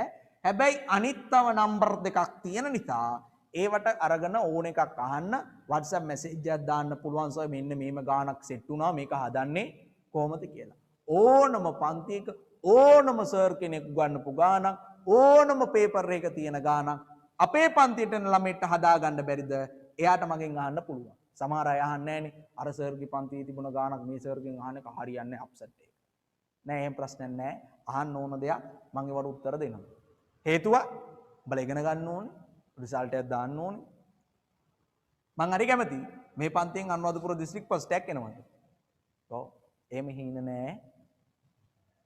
එහෙම හිින්න නෑ. අපේ එහෙම ලොකු හිින්න නෑ. අපිට තියෙනවා හිින්න. ඔන්න එක්කෙනෙක්ට තියෙනවලු. හොඳයි. මගේ නම ආකේෂ්. සමහර අයට පොඩි හීන තියෙනීම ලොකු දේවල් නැහැ සර් අපිට. S3ක් තිබ්බනම් හොඳටම ඇති කියන අය ඉන්නේ. හරි කමක් නැහැ. හරි එහෙනම් මතක තියාගන්න ඔන්න ඔය හේතු තුන අපි එමු ගාන හදන්න. ඔය ගාන හොඳට කියවලා බලන්න. මම විනාඩි 5ක් විතර දෙන්නම්. හොඳට ගාන කියවලා බලන්න. WhatsApp group එකට දාලා ඇති ෆොටෝස් ටික ඔය ගානට අදාළව පළවෙනි පිටුවේ දෙවෙනි පිටුවේ තිබ්බේ මට මතක විදියට හොඳට කියවලා බලන්න. කියවලා බලලා ගාන හදන්න සෙට් වෙන්න හැමෝම මුදල් සංශෝධන මුදල් පාලන ගිණුමක් රූල් කරලා බැංකු සැසඳුම් ප්‍රකාශනයක් රූල් කරගෙන හැමෝම සෙට් වෙන්න ගාන හදන්න. හරි. ගාන හොඳට කියවලා බලද්දී ඔයාට දැක්කද ඔකේ දීලා තියෙන මුදල් පාලන ගිණුමක්. ඔය මුදල් පාලන ගිණුම ඔයා බැලුවද ආරම්භක ශේෂය කීයද කියලා? දැන් මේ ගාන විදියට කිව්වොත් නම් මේක විසල්ගේ ව්‍යාපාරයේ 20 ජනවාරි මාසයට අදාළව බැංකු සැසඳුමක් දීලා තියෙනවා. ඒගොල්ලෝ ජනවාරි මාසයේ හදපු බැංකු සැසඳුම. ඒ ජනවාරි මාසයේ බැංකු සැසඳුමේ උඩම තියෙන මුදල් පාලන ගිණුමේ නිවැරදි ශේෂය 44000යි. නිවැරදි ශේෂය කියලා කියන්නේ මොකද්ද? ඕනනම් ඔය 44000 කියන්නේ මතක තියාගන්න ඔය තමයි සංශෝධිත මුදල් පාලන ගිණුමේ ශේෂය. ජනවාරි මාසයේ අවසානයේට ඒගොල්ලෝ හදපු මුදල් පාලන ගිණුමේ ශේෂය ඒගොල්ලෝ සංශෝධනය කරලා තියෙනවා. ඒක 44000යි. ඒ කියන්නේ නිවැරදිම එක. ඊට පස්සේ ඒගොල්ලෝ එකතු කළා අඩු කළා කියලා බැංකු විස්තරයට අනුව සේසය අරන් තියෙනවා. එතකොට ජනවාරි මාසේ අවසානයේට අපේ මුදල් පාලන ගිණුමේ සේසය 44000යි. බැංකුවෙන් එවුව බැංකු ප්‍රකාශනයේ සේසය තියෙන්නේ 45600ක් තියෙන්නේ නේ 45600ක් තියෙන්නේ.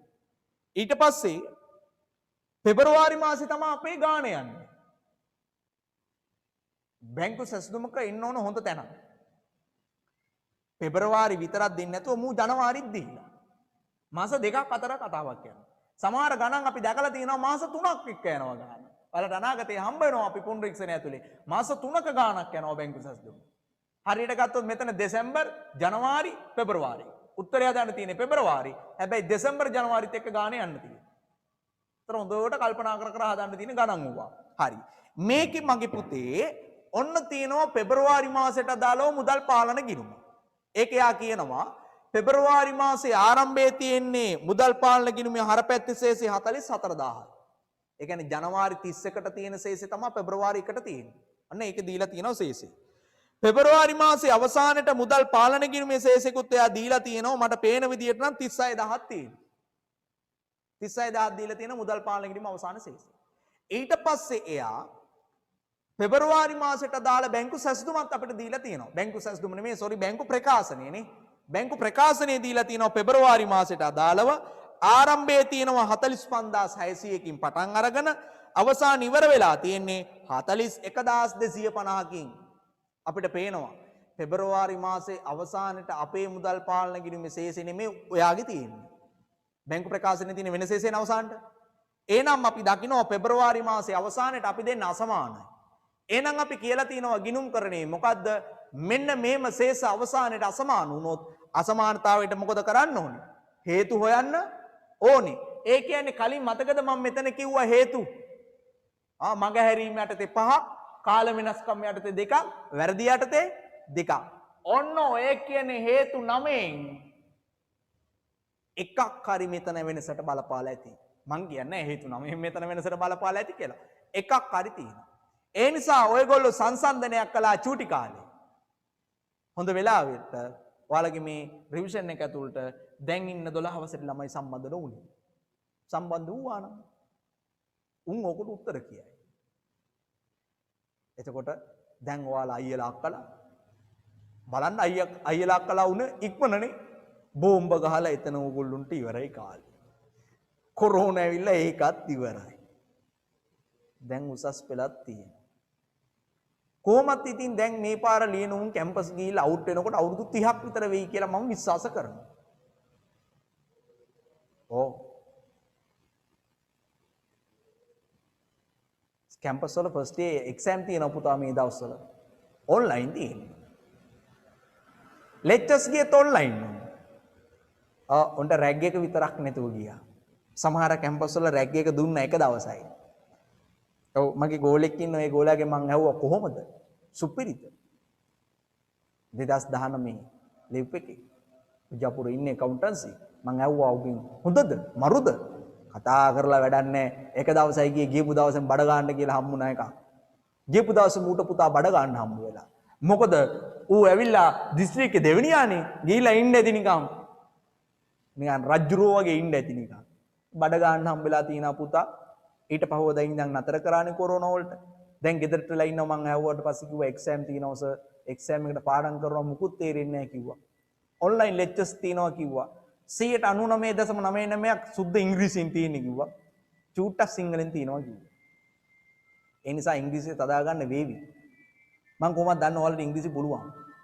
මොකද සුද්ධ ආවගේ රටනේ පුතා මේක. අනුරාධපුර පැත්තේ ළමයිට කොහොමත් ඉංග්‍රීසි පුළුවන් වෙන්න පුළුවන්.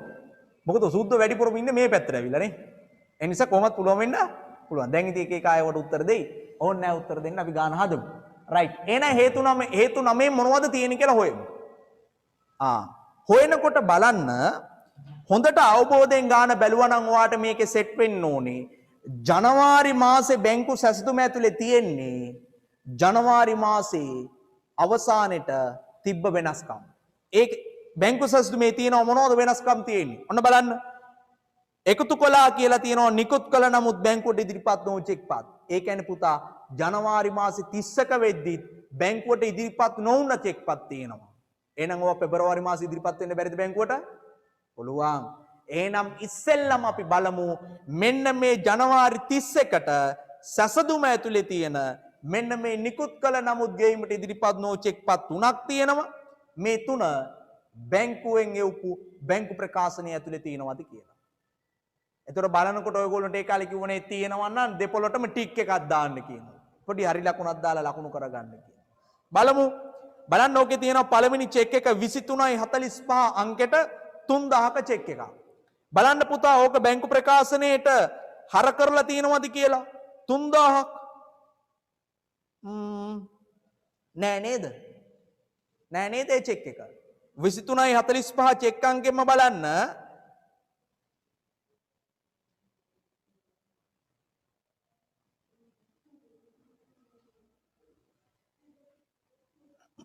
ඒ චෙක් අංකෙම බලන්න ඒ චෙක් අංකෙන් නම් නැහැ නේද? ඔකේ තියෙන චෙක් අංකත් වෙනස් වගේ. චෙක් අංක වෙනස් නේ?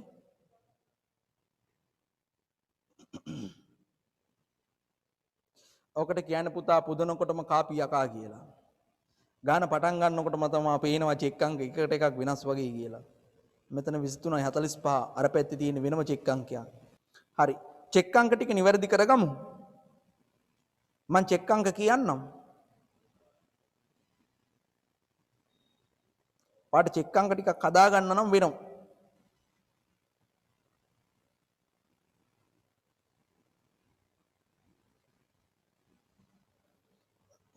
එකක් තමයි මෙන්න මේ ජනවාරි මාස සැසඳුමේ තියෙන 23.45 දරන චෙක් එක 3000. ඒක අපි ගමු බැංකු ප්‍රකාශනයේ ලියවුණු චෙක් එකක් විදියට. එතකොට බැංකු ප්‍රකාශනයේ තියෙනවා පෙබරවාරි මාසේ බැංකු ප්‍රකාශනයේ 2.5 ගනුදෙනුව. ඒ 2.5 ගනුදෙනුව ගෙවීම් කියලා තියෙන චෙක් එක 0.123. ඒක ඔය අයිනක කොලේක හරි ලියලා තියාගන්න දැන් PDF එක තියෙන නිසා ඒක ලියාගන්න ඒක ගෙවීම් කියලා තියෙන චෙක් එකේ නම්බර් එක 23.45. එතන තියෙන 0.123. 0.123 වෙනුවට දාගන්න 0.123 වෙනුවට දාගන්න 23.45 කියන චෙක් එක. එතන ඔන්න ඔක ඉදිරිපත් වෙලා තියෙනවා. ඒක ටික් එකක් දාගත්තට කමක් නැහැ. ඒ චෙක් එක ඉදිරිපත් වෙලා. ඊට පස්සේ ජනවාරි මාසයේ චෙක් එකක් තියෙනවා තව එකක් 23.48. 23.48. ඒක පුතා ඉදිරිපත් වෙලා නැහැ කියලා ගන්න. ඒක ඉදිරිපත් වෙලා නැහැ. ඒ කියන්නේ 2500 චෙක් එක ඉදිරිපත් වෙලා නැහැ. ඊට පස්සේ තියෙනවා පුතා ආයෙ චෙක් එකක් 23.50. ජනවාරි මාසේ චෙක් එකක් තියෙනවා 23.50. 1600යි. ඔන්න ඔය චෙක් එක ඉදිරිපත් වෙලා කියලා ගන්න 1600. බැංකු ප්‍රකාශනයේ 2.14 ගෙවීමක් තියෙනවා 0.126 කියලා චෙක් එකක්. අන්න ඒ 0.126 කියන චෙක් එක හදාගන්න 23.50 කියලා. 23.50. එහෙනම් මම අයිනක ලියා ගන්නවා පුතා හේතු. ගාන හදන්න අපිට හේතු එපයි. හේතු. ඒ හේතු යටතේ පළවෙනි එක ගන්නවා නිකුත් කළ නමුත් ගෙවීමට ඉදිරිපත් නොවු චෙක් තියෙනවා. ඒ යටතේ එනවා වර්ග කීපයක්. එකක් ජනවාරි. ජනවාරි වල තියෙනවා එක චෙක් එකක් 23.48 ඔන්න ඔය චෙක් එක ලියලා තියාගන්න අයිනක. මොකද මේ ගානේ වෙනස්කම් වෙනවනේ. ඒ නිසා මම ඔන්න ලිව්ව පළවෙනි හේතුව විදියට හේතුව අහන්නේ නැහැ මේකේ. ලියලා තියන්න ඕනේ නැහැ. මට ගාන කියලා දෙන්න ඕන නිසා මම හේතුව ලියාගත්තා. නිකුත් කළ නමුත් ගෙවීමට ඉදිරිපත් නොවු චෙක්පත් තියෙනවා ජනවාරි චෙක් එකක් 23.48 2500යි කියලා. හරිද? රයිට්. ඊට පස්සේ පුතා ඊට පස්සේ තව මොනවද නිකුත් කළ නමුත් වෙනස්කම් තියෙන්නේ? අපි දැන් බලමු අපේ මුදල් පොතේ නැත්නම් අපිට දීලා තියෙන මේ බැංකු තීරුව මේක පරණ ගාණක් මේක පාස් පේපර්ස් ගාණක්. ඒකේ බලන්න බැරපැත්තේ තියෙන්නේ මොනවද? ණයගැතියෝ කියලා 2000ක් තියෙනවා අගරු වෙච්ච එක. ණයගැතියෝ කියලා 2000ක් තියෙනවා අගරු වෙච්ච එක. හරි. ඒ අගරු වෙච්ච එක බැංකු ප්‍රකාශයට එන්න විදියක් නෑ. ඒක අපේ ව්‍යාපාරයේ වැරදි නිවැරදි කිරීමක්. ඒ නිසා ඒකෙන් නෑ ඔන්න. ඒක වෙනසට බලපාන්නේ නෑ. ඊට පස්සේ නාහිමියෝ කියලා අපි ගෙවලා තියෙනවා 23.51 දරන චෙක් එකෙන් 3000. 3000ක් ගෙවලා තියෙනවා. ඔයාගේ බැංකු ප්‍රකාශනයේ 2.12 කියන ගෙවීම හදාගන්න ඒක චෙක් අංකේ තියෙන 0.125 කියලා. ඒ චෙක් එක හදාගන්න එතන 3000ට දාන්න චෙක් අංකය 23.51 කියලා. 23.51. ඒ කියන්නේ 23.51 කියන චෙක් පත අපි ගෙවන්න ඉදිරිපත් කරලා කියලා කියන්නේ. ඒක හරි. ඊට පස්සේ 2.5 නාහිමියන්ට ගෙවලා තියෙනවා චෙක් අංකය 23.52 6000. ඒක බලන්න අරගේ තියෙනවද කියලා ගෙවීම් එකේ ඒකේ නෑ. ඒකේ එහෙම 6000ක ගෙවීමක් නෑ. තැන්පත් දෙකක් තියෙන්නේ. ඒ නිසා ඔන්න පුතා ආව තවත් එක හේතුවක්. නිකුත් කළ නමුත් ගෙවීමට ඉදිරිපත් නොවු චෙක් පත්වල තවත් එකක් ආවා පෙබරවාරි විදියට. පෙබරවාරි චෙක් අංකේ දාන්න 23.52 රුපියල් 6000යි. අන්න තවත් හේතුවක් ආවා. 23.52 තවත් චෙක් පතක් ආවා 6000ක. අන්න තවත් වෙනසක් ආවා. ඊට පස්සේ ආයෙත් ගෙවීමක් තියෙනවා විදුලියට 23.53 2500ක්. බලන්න මේ 2500 තියෙනවද කියලා බැංකු ප්‍රකාශනය ඇතුලේ ඒකත් නැහැ. ඒකත් නැහැ. එහෙනම් ඒකත් ගන්න ඔන්න තවත් වෙනසක් ආවා පෙබරවාරි ඒව ටික මේ ලියන්නේ 23.53 2500ක චෙක් එකක් එනවා. 2500ක් ගෙවලා නැහැ. ඊට පස්සේ බලන්න 2.12 කුලි 23.54 6000ක් තියෙනවා. ඒකත් ගෙවලා නැහැ පුතා. නම් 23.54 6000ක් තියෙනවා කුලි. ඒක ගෙවලත් නැහැ. ඒකත් එක හේතුවක්. ඊට පස්සේ තියෙනවා මෙන්න පුතා නැගටිව් කියලා එකක් තියෙනවා. 23.55 4000ක් තියෙනවා නැගටිව් කියලා. මොකක්ද ඒ? ඒ වෙන්න පුළුවන් ද පෙර පැත්තට. ඒක ගාන වැරදිලා නැත්තම් හිතලා දීලා. මොකද්ද ගන්න? ගාන වැරදිලා කියලා හදනවද නැත්තම් හිතලා දීලා තියෙන එක වීමයි කියලා. ඕක බෑ. ඕක ව්‍යාපාරය කරපු වරදා. ව්‍යාපාරය කරපු වරදා. ණයගැතියෙක්ගෙන් ලද චෙක් පත ගෙවීමක් විදියට ලියලා තියෙන ඕන්න අනිත් පැත්තේ. අපි එහෙම ගමු. අරගෙන අදමු. වෙන කරන්න දෙයක් නැහැ. ඉතින් දැන් ගානේ උඩ ඉඳන් ඔක්කොම අවුල්නේ තියෙන්නේ. ණයගැතියෝ ගන්න ওই 23.55 ව්‍යාපාරය කරපු වරදක් විදියට. එතකොට තවත් හේතුවක් එනවා වැරදි. දෙවෙනි හේතු වර්ගය එනවා වැරදි. මම මේ පැත්තේ උඩට ගන්නවා. වැරදි. වැරදි වල එකක් එනවා මොකද්ද? ණයගැති ලැබීම් 4000 බැර කිරීම. ණයගැති ලැබීම් 4000ක් බැර කරලා තියෙනවා. තියෙන විදියට මම වැඩේ කරගෙන යනවා ඔන්න. ඔන්න ඒක බැර කරලා තිබ්බේ ඒක ලියාගත්තා. ඊට පස්සේ ආයෙ තියෙනවා ණයහිමි කියලා ගෙවීමක් 23.56 7100ක්. ඕකත් නැහැනේ ගෙවලා. ඕකත් ගෙවලා නැහැ. එහෙනම් ඒකත් එනවා හේතුවක් විදියට 23.56 7000යි. 7100යි නේ. 7100යි. ඒකත් ගෙවලා නැහැ.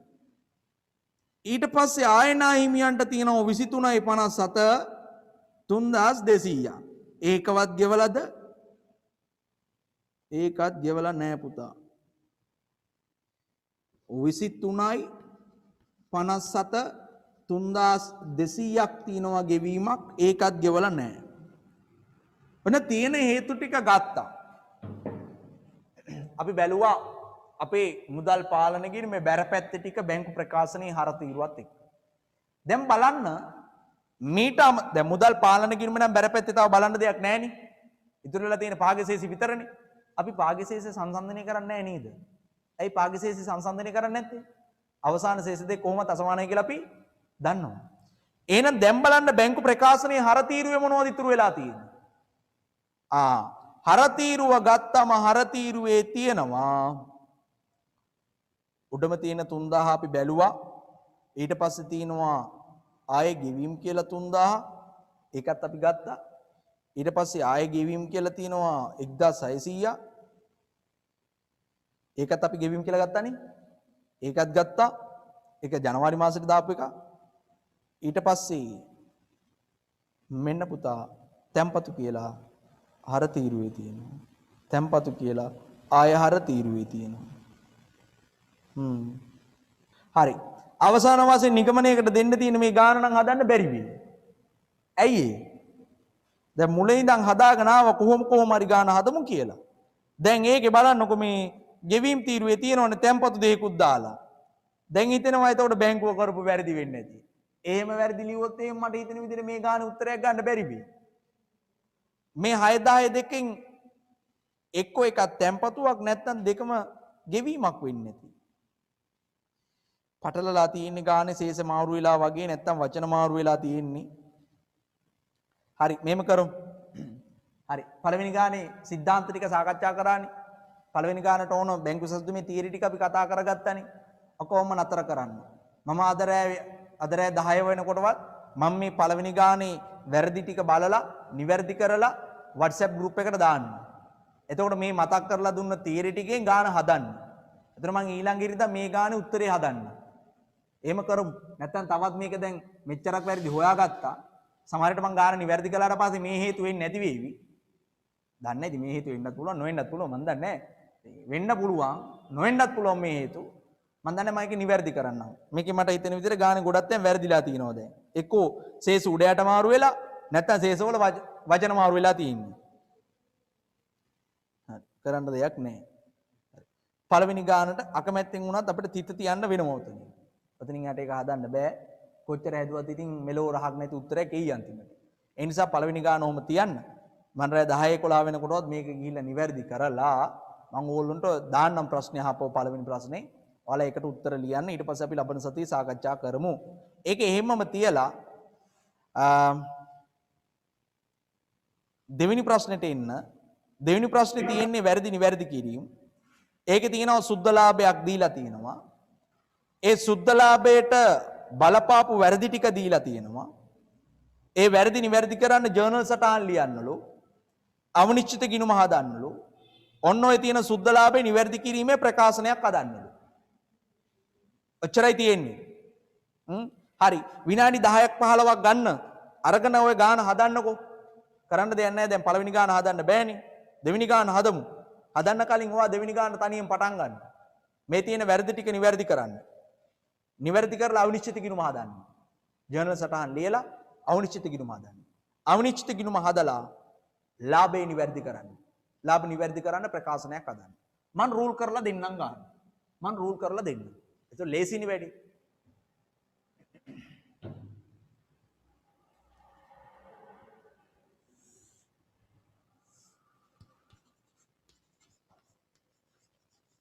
අවිනිශ්චිත ගිණුම ඊට පස්සේ ගන්න ලාභ සංශෝධනය.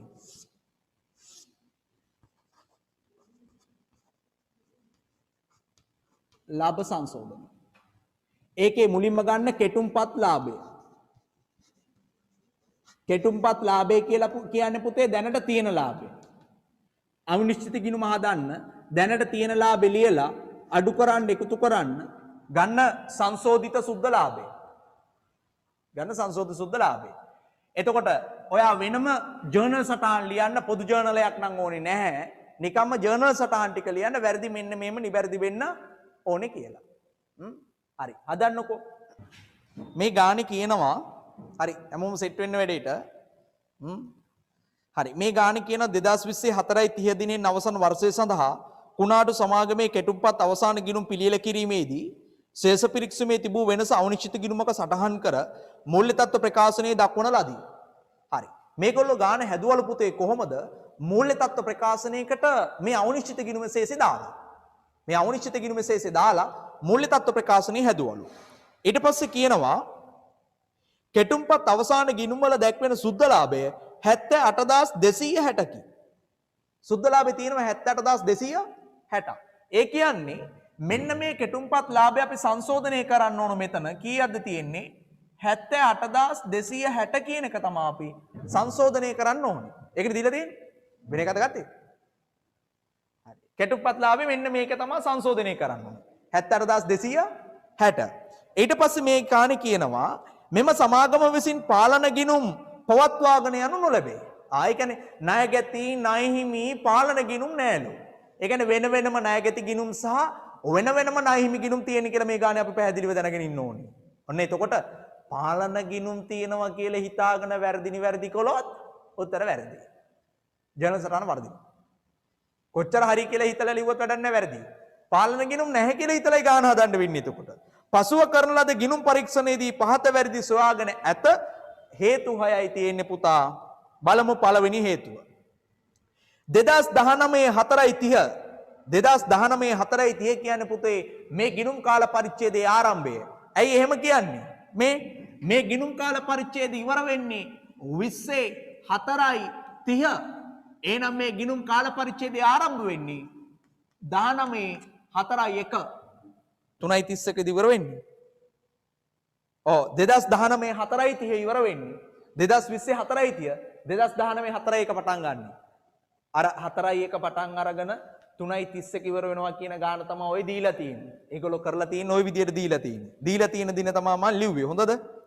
ඊට පස්සේ කියනවා මෙන්න මේ දිනට කලින් ගෙවූ වරිපණම් තියනවලු 490. ඒ කියන්නේ ආරම්භයේ තියෙනවා කලින් ගෙවුව වරිපණම්. කලින් ගෙවුව වරිපණම් කියන්නේ මොනවද අපිට?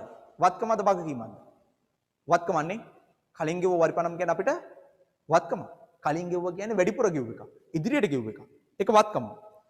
එම ශේෂය වර්ෂය මුලදී වරිපණම් ගිණුමේ ආරම්භක ශේෂය ලෙස ඉදිරියට ගෙනවිත් නැත. හරි. දෙන්න බලන්න උත්තර. මොකද කියන්නේ?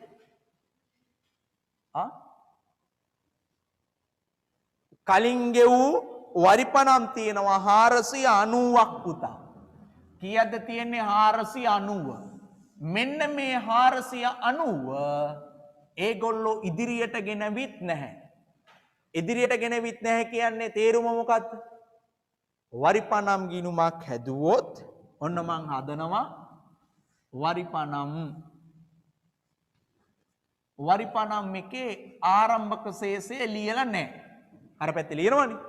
ඒතර වර්ෂය තුල මුදලින් ගෙවුව එක ලියවනම් කොහමද? මුදල් බැර මේකට හරි. අපි හිතමු 1000යි කියලා. මුදල්. තුලනය කළොත් 1000යි 1000යි 1000යි ලාභ යන්නේ 1000. ඒ කියන්නේ මේ කියන මේ 78260ක ලාභය ආවේ කොහොමද? 1000ක් අඩු කරලා මේ කියන්නේ. ඒ කියන්නේ මම දැන් උපකල්පනයක් කරේ නැත්තම් දැන් කල්පනා කරනවා අපට සිරි කොහින්ද 1000ක් ආවේ බං මේ ගානේ නැහැනේ. නෑ ගානේ නෑ මම උපකල්පනයක් කළේ. මට ගාන කියලා දෙන්න ඕන නිසා. මේ ගානේ වරිපණම් ගෙව්ව ගණන් දීලා නෑනේ. ඒ නිසා මම උපකල්පනයක් හිතලුවක් ගත්තා. 1000ක් වෙන්නේ නැති ගෙව්වේ. ආරම්භක ශේෂයේ ඔය කියන 490 නැතුව ගාන ලිව්වා නම් එයා මේ 1000 තමා මේ ලාභ ගණනය කරද්දී අඩු කළේ. ඒ කියන්නේ ඇත්තටම මෙන්න මේ 490 ආරම්භය ලිව්වනම් මෙතන වියදම් විදියට එන්න ඕන කීයද? ආරම්භක එකට මේ අවුරුද්දේ ගෙව්ව එක එකතු වෙලා මේ දෙකේම එකතුව 1490ක් වියදම් විදියට එන්න ඕනද නැද්ද? එන්න ඕනේ. අර ගිය අවුරුද්දෙන් මේ අවුරුද්දට මාරු කරපු ඉදිරියට ගෙවීම් කියන එක මේ අවුරුද්දේ වියදම විදියට අපි ගන්න ඕනේ කියලා මතක් වෙන්න ඕනේ. එතකොට 1490ක් මෙතනින් එහෙනම් අඩු වෙන්න තිබ්බේ. හැබැයි අඩු කළේ 1000යි. එහෙනම් තව කීයක් මදිද? 490ක් මදි. කොහොමද දැන් දිත්ත සටහන් ලියන්නේ? ලාභ සංශෝධනය නම් මෙච්චරයි. යටින් අඩු කරනවා. මොකද්ද? ඉදිරියට ගෙවූ වරිපණම් කියලා 490 අඩු කරනවා. ලාභ සංශෝධනය අඩු කරනවා. ඉදිරියට ගෙවූ වරිපණම් කියලා 490. දිත්ත සටහන් එන්නේ කොහොමද? කොහෙටද හර කරන්නේ? කොහෙටද බැර කරන්නේ? මොකද කියන්නේ? උත්තර ඇති. ඔව් දැන් කොහෙට හරි හර හරි බැර හරි කරන්න වෙනවා. හර විතර බෑ. අවිනිශ්චිත කිනු මුකුත් තියෙන ඉතින් ඌත් ගන්න පුළුවන් අපිට. හැබැයි හර බැර. ඉදි වරිපණම් ගිනුම හරනම් අවිනිශ්චිත ගිනුම බැර වෙනවා. ඉතින් කෙනෙක්ට උත්තර දෙකක් තියෙනවා. මෙහෙමයි. කපටියෝ ලියනවා මෙහෙම. වරිපනම් හර 490යි අවිනිශ්චිත බැර 490යි. ඔය කපටියෝ ලියන උත්තරේ. වරිපනම් හර අවිනිශ්චිත බැර. හැබැයි යාට මතක් වෙන්න ඕනේ දරුවෝ ලාභ ගණනය කරපු ව්‍යාපාරවල. ලාභ ගණනය කරපු කියන්නේ ලාභ ගණනය කරලා ඉවරයි කියන එකනේ. ලාභ ගණනය කරලා ඉවර කරපු ව්‍යාපාරවල වියදම් ගිණුමක්වත් ආදායම් ගිණුමක්වත් පවතින විදියක් තියනවද? පුළුවන් ද පවතින ආදායම් වියදම් ගිණුම්? ලාභ ගණනය කරලා ඉවර නම් මොකද කියන්නේ ඔන්ලයින් සම්බන්ධ වෙලා ඉන්න පුතාලා? ලාභ ගණනය කරලා ඉවර නම් ආදායම් වියදම් ගිණුම් ව්‍යාපාරය ඇතුලේ තියෙන්න පුළුවන් ද බැහැද?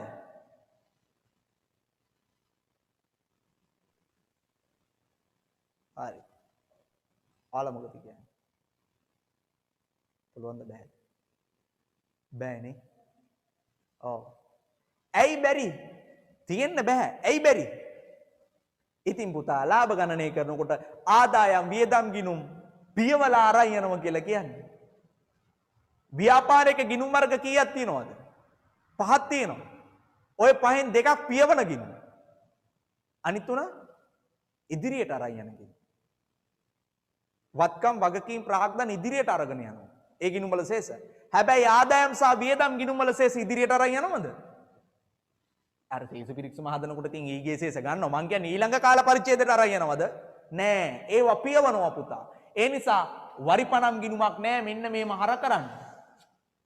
ඒ නිසා මේ උත්තරේ ලිව්වට වැරදි නෑ. හරි.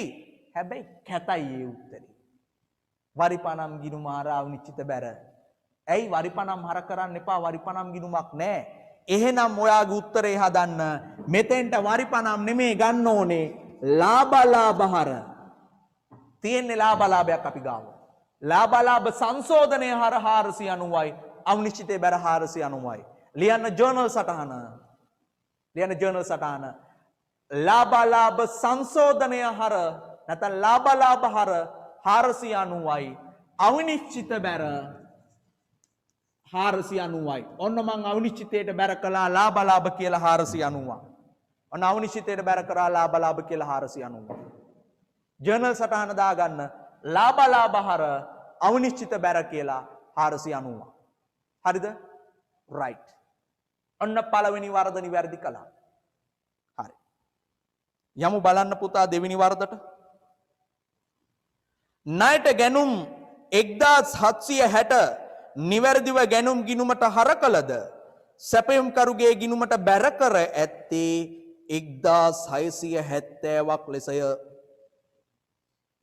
මම පොඩ්ඩක් ලියා ගන්නම් මේ දෙක. 1760ලු නිවැරදි එක. හැබැයි ලියලා තියෙන්නේ 1670යි කියලා. කීයක් අඩු වෙනද පුතා? මේ 1760න් 1670ක් අඩු කරන්න 16න් 7ක් කීයද? 9යි. 90ක් නේද? 90ක් අඩුවෙන් ලියලා. කොහෙද ලියලා තියෙන්නේ? දැන් කොහෙද වැරදුනේ? බැර කියන්නේ මොකද්ද බැර?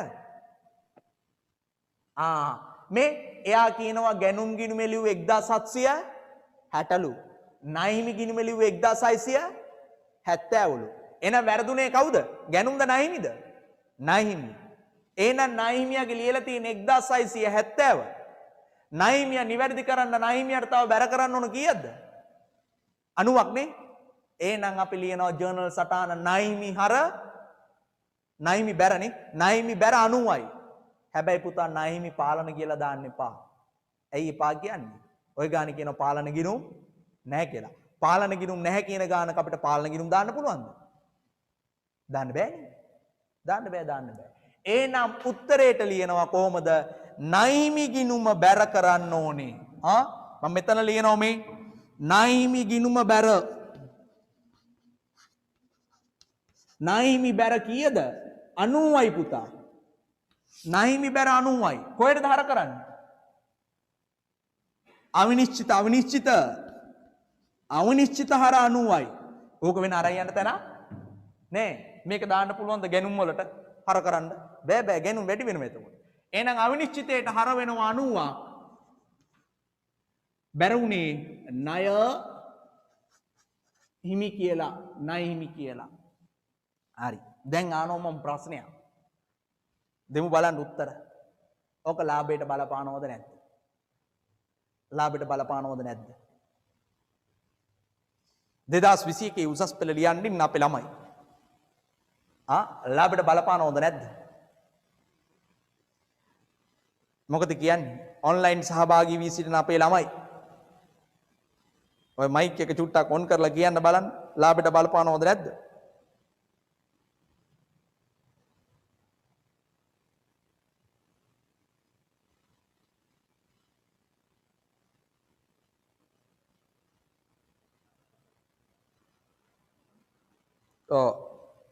නිශ්ශබ්දතාවය පෙනී යන්නේ කිසිම શબ્දයක් නොමැති බව. හොඳයි. ආඩම්බරයි. මේ ලාභයට බලපාන්නේ ආදායම් සහ වියදම් ගිණුම් කියලා කලින් කිව්වා විතරනේ. කිව්වනේ කලින්. ලාභයට බලපාන්නේ ආදායම් සහ වියදම් කිව්වා. ඉතින් දැන් මෙතන වැරදුනේ ආදායම් ගිණුමද වියදම් ගිණුමද? මේ ගැනුම් කියන්නේ වියදම් ගිණුම. ඒක වැරදුනාද? නෑ. එහෙනම් ලාභයට අවුලක් ගියේ නෑ. ණයමි කියන්නේ මොන ගිණුමද? වගකීම් ගිණුම. ඒක වැරදුනා කියලා ලාභයට බලපානවද? නෑ. එහෙනම් ලාභයට බලපාන්නේ නෑ. අපේ උන් ඒ උනට ඕකත් ලියනවා මෙතන කියනන්නේ. ඒ නිසා එපා. කරුණා කරලා මතක තියාගන්න වරදක් වුණාම ඒ වරද ආදායමකට වියදමකට බලපාන එකක් වෙන්න ඕනේ. ආදායමේ වියදමට බලපාන එකක් නම් එයා ලාභ සංශෝධනයට අපිට ගලපන්න ඕනේ. ගලපන්න වෙනවා. එහෙනම් මතක තියාගන්න ඕන. දෙවෙනි එක එන්නේ නැහැ. රයිට්. තුන්වෙනි වරද බලන්න.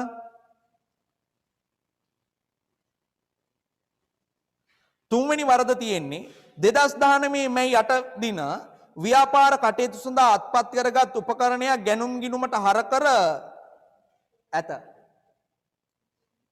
ළමයි මූ උපකරණයක් අරගෙන ඒක ගැනුම් ගිණුමට හර කරලා තියෙන්නේ. උපකරණ ගත්තම ගැනුම් ගිණුමට හර කරන්න පුළුවන්ද? බෑනේ. උපකරණ ගත්තම දිත්ත සටහන මොකද්ද? උපකරණ ගිණුම හර සල්ලි ගෙවුවනම් මුදල් බැර. ණයට ගත්තා නම් උපකරණ ගිණුම හර උපකරණ ණය ගිණුම බැර වෙන්න ඕනේ. හරි. මූ කරලා තියෙන්නේ කොහොම හරි කොහෙට බැර කරාද නම් දන්නේ නැහැ. මිනිහා කරලා තියෙන්නේ ගැනුම් ගිණුමට හර කරලා. හරිද? ඊට පස්සේ කියනවා මෙහි පිරිවැය ඌයේ 9800 කිය. දැන් තමයි වටිනාකම දීලා තියෙන්නේ. සමාගම උපකරණ පිරිවැය මත වාර්ෂිකව 120 බැගින් ෂෙයා කරනු ලැබේ. සරලද හීනද කියලා නෑ නේද ෂෙයා කරන විදිය. එනිසා අපි විශ්වාස කරනවා මේක සරලයි කියලා. රයිට්. දැන් මොකද පුතා කියන්නේ 9800යි නේද? ඔව් 9800යි. මම යට මම ලියා ගන්න. 5 යට අයිනක ලියනවා. 5 යට 9800යි. මොකද කියන්නේ? කොතනින්ද පටන් ගන්නෙ? උපකරණේ 9800 ගත්තා නම් ගැනුම් ගිණුමට නෙමෙයි හර වෙන්න ඕනේ. උපකරණ ගිණුමට. ඕක මොන වරදක්ද? දෙන්න බලන්න උත්තරේ. ඕක මොන වරදක්ද? දැන් කියන්න එපා ඕක ශේෂ පිරික්සමේ සමානතාවයට බලපාන වරදක් නැත්නම් ඕක ශේෂ පිරික්සමේ සමානතාවයට බල නොපාන වරදක් කියලා කියන්න එපා. මට ඕනේ වැරදි වර්ගය. ඇත්තටම ඕක ශේෂ පිරික්සමේ සමානතාවයට බල නොපාන වරදක්. ඇයි බල නොපාන වරදක් කියන්නේ? උපකරණ ගිණුමට හර කළත් එකයි ගැනුම් ගිණුමට හර කළත් එකයි. ඉතින් කොහෙට හර කළත් එකයි නේ. ඉතින් කොහෙට හරි හර කරලානේ තියෙන්නේ. ඉතින් ශේෂ පිරික්සමේ තියෙනවා. එනේ ඕක සමානතාවයට බලපාන්නේ නැහැ. මං ආන්නේ ඒතර සමානතාවයට බල නොපාන වරදක් නම් ඒ වරද නම් මොකද්ද ඕක? ඕක ඇවිල්ලා ඕ පුතේ ඔන්ලයින් ළමයි උත්තර දෙන්න. බල කියන්නේ මොකද්ද? වැරදි. වැරදි තමයි. මං ආන්නේ වැරදි නම. ඒ කියන්නේ ශේෂ පිරික්සමේ සමානතාවයට බල නොපාන වරදක් මේක. මං ආන්නේ දැන් බල නොපාන වරදක් නම් බල නොපාන වැරදි කොටේ වැරදි වර්ග තියෙනවනේ. ඒ වැරදි වර්ගෙන් මේක මොන වැරද්දද කියලා අහන්නේ.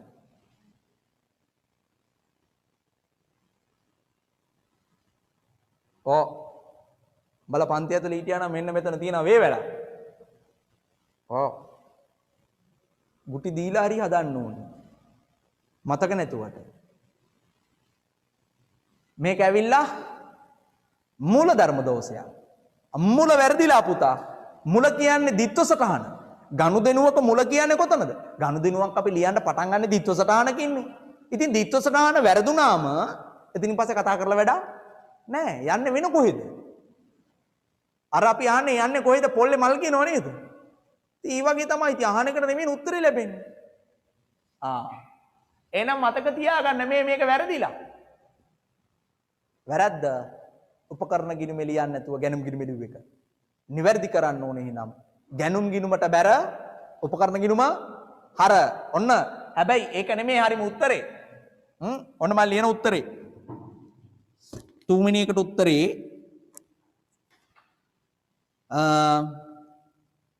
උපකරණ ගිණුම හර කරනවා 9800ක්. උපකරණ ගිණුම හර කරනවා 9800ක්. බැර කරනවා ඊට පස්සේ ඒක ගැනුම් ගිණුම කියලා කෙනෙක් ලියයි. හැබැයි වැරදි. ගැනුම් ගිණුමට බැර කරන්න බෑ. ඇයි ගැනුම් ගිණුමට බැර කරන්න බැරි? මේක ලියන්න එපා, මේක වැරදි. ගැනුම් ගිණුමට බැර කරන්න බෑ. උපකරණ ගිණුමට හර කරන්න පුළුවන් පුතා. හැබැයි ගැනුම් ගිණුමට බැර කරන්න බෑ. හේතුව මොකද්ද? ගැනුම් කියන්නේ වියදම් ගිණුම. ගැනුම් කියන්නේ වියදම් ගිණුම. වියදම් ගිණුම අපි ගාව දැන් තියෙනවද? නෑ. ඒ නිසා මෙතෙන්ට ගන්න ඕන ඔයා ලාභ ප්‍රකාශනේ. ලාභ ප්‍රකාශනයටයි බැර කරන්න ඕනේ 9800. ditth සටහන එන්නේ කොහොමද? උපකරණ ගිණුම හර 9800යි. ලාභ බැර 9800යි. උපකරණ හර 9800යි. ලාභ බැර 9800යි කියලා එන්නේ. ඔන්න ditth සටහන. හරි. දැන් අපි කතා කරමු ලාභයට බලපාන්නේ කොහොමද? අවනිශ්චිත ගිණුමට නම් එන්නේ නැහැ. ලාභයට බලපාන්නේ කොහොමද? මෙයා ගැනුම් ගිණුම ඇතුලේ තියෙනවා නම් 9800ක්. ගැනුම් ගිණුම ඇතුලේ තියෙනවා නම් 9800ක්. ඒකේ තේරුම තමයි ගැනුම් වැඩි කියන එක. ඇත්තටම උපකරණ කියන්නේ විකුණන ගත් එක නෙමෙයිනේ. ඒතර උපකරණේ ගැනුම් ගිණුම ඇතුලේ ලිව්වා කියන්නේ පුතේ ගැනුම් වැඩි කියන එක. ගැනුම් වැඩි කියන්නේ වියදම් වැඩි කියන එක. වියදම් වැඩි වෙනකොට ලාභ මොකද වෙන්නේ? අඩු වෙනවා. එහෙනම් මෙතන ලාභය ඇවිල්ලා තියෙන්නේ 9800ක් අඩුවෙන්. ඒක තේරෙන්න ඕන මේ ලාභ බැර කියන්නේ ලාභයට එකතු වෙනවද නැද්ද? එකතු වෙනවා. ලාභ හර කියන්නේ ලාභයෙන් අඩු වෙනවා. එහෙනම් මෙතෙන්ට එකතු වෙනවා මොකද්ද? උපකරණ කියලා. උපකරණ ගැනුම් කියලා 9800ක් එකතු වෙන්න ඕනේ. උපකරණ ගැනුම් 9800ක් එකතු වෙන්න ඕන ලාභෙට. ඔන්න හරි. එයා ලිව්වා. එයා නම් ලිව්වා. හැබැයි ඒ වැරද්ද ඉවරදින වැරදි කරලා නෑ. ඇයි නෑ කියන්නේ? මේ 9800ට ෂෙයා කරන්න ඕනි. හරි. මෙතන ගන්න. 9800ට 120ක්. 9800ට 120යි කියන්නේ කීයද? 1800යි 1960ද? 1960යිද? දෙවරක් බින්දුව දෙවරකට 16න් අයද මේක 2918 දාන්නේ 1960යි. ඔව් මහන්සි වෙන්න එපා. 1960යි පුතා. හැබැයි මේක අවුරුද්දකට. මේ 1960 වෙලා තියෙන කොච්චර කාලයකටද? අවුරුද්දකට. දැන් බලන්න මාස කීයක් තිබ්බද කියලා ගන්න. මැයි 8 ගන්නේ. මේක ලේසි වෙන්න මම දින හදන්නද? 2019 4 එකකින් ඉඳන් 2020 3:31කට හදන්නේ. නැත්තම් දින ගණන් කරන්න අමාරුයි. 3:31. ඕකේ ඕන දිනයක් තිබ්බදින් ගානේ. කවන්නේ. 4 එකකින් ඉඳන් 3:31. ඒක බලපෑමක් ඉන්නේ නැහැ මේ ෂේ ගණන් කරගන්න ඕනේ දැන් මේ 5යි 8 ඉඳන් ගණන් කරන්න වෙන්නේ. අපේ 5යි 8 නේද? මේ 8 කියලානේ කියන්නේ. මේ 8. මාස කීයක් තියෙනවද? මේ 8 තියෙන පුතා මේ මාසෙම ගන්න ඉතින් කරන්න දෙයක් නැහැ නැත්නම් දවස් 22කට හදන්න වෙන මේ මාසේ. එච්චර ඒ ලෙවල් වල කාර්ය බහුල තත්ත්වයක් නම් උදා කරන්නේ නැහැ ඔයාලට. එච්චර අමාරු කරන්නේ නැහැ. මේ මාසෙටම ගන්න. පස්වෙනි මාසේ 6 7 8 9 10 11 12. එතන මාස 8ක් යනවා. 12යි 1යි 2යි 3යි. 8යි 3යි කියන මාස 11යිද? ඔව් ඉතින් මාස 11යි. ඇයි ඉතින් අතන 4 1 ඉඳන් 5යි 8ට මාසයක් නැති අයින් කරේ. ඒතර මේ මාසේ නැතුව මාස 11ට සේ කරන්න ඕන. ඉතින් මෙතන 1960 12න් බෙදලා 11න් ගුණ කරන්න ඕන. උත්තරයක් එනවද? 19ට 12 සරක් 1යි 7ක් ඉතුරුයි 76ට 12 සරක් කීයද?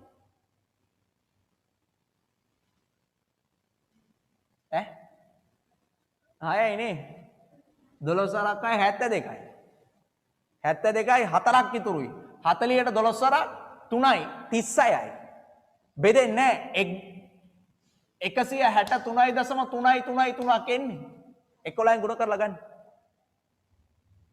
170 මේ ගන්න දෙන්නේ මේ 11න් ගුණ කරලාද නෑ මම තාම නෑ මම හරි 11න් ගුණ කරලා කී දෙන්නේ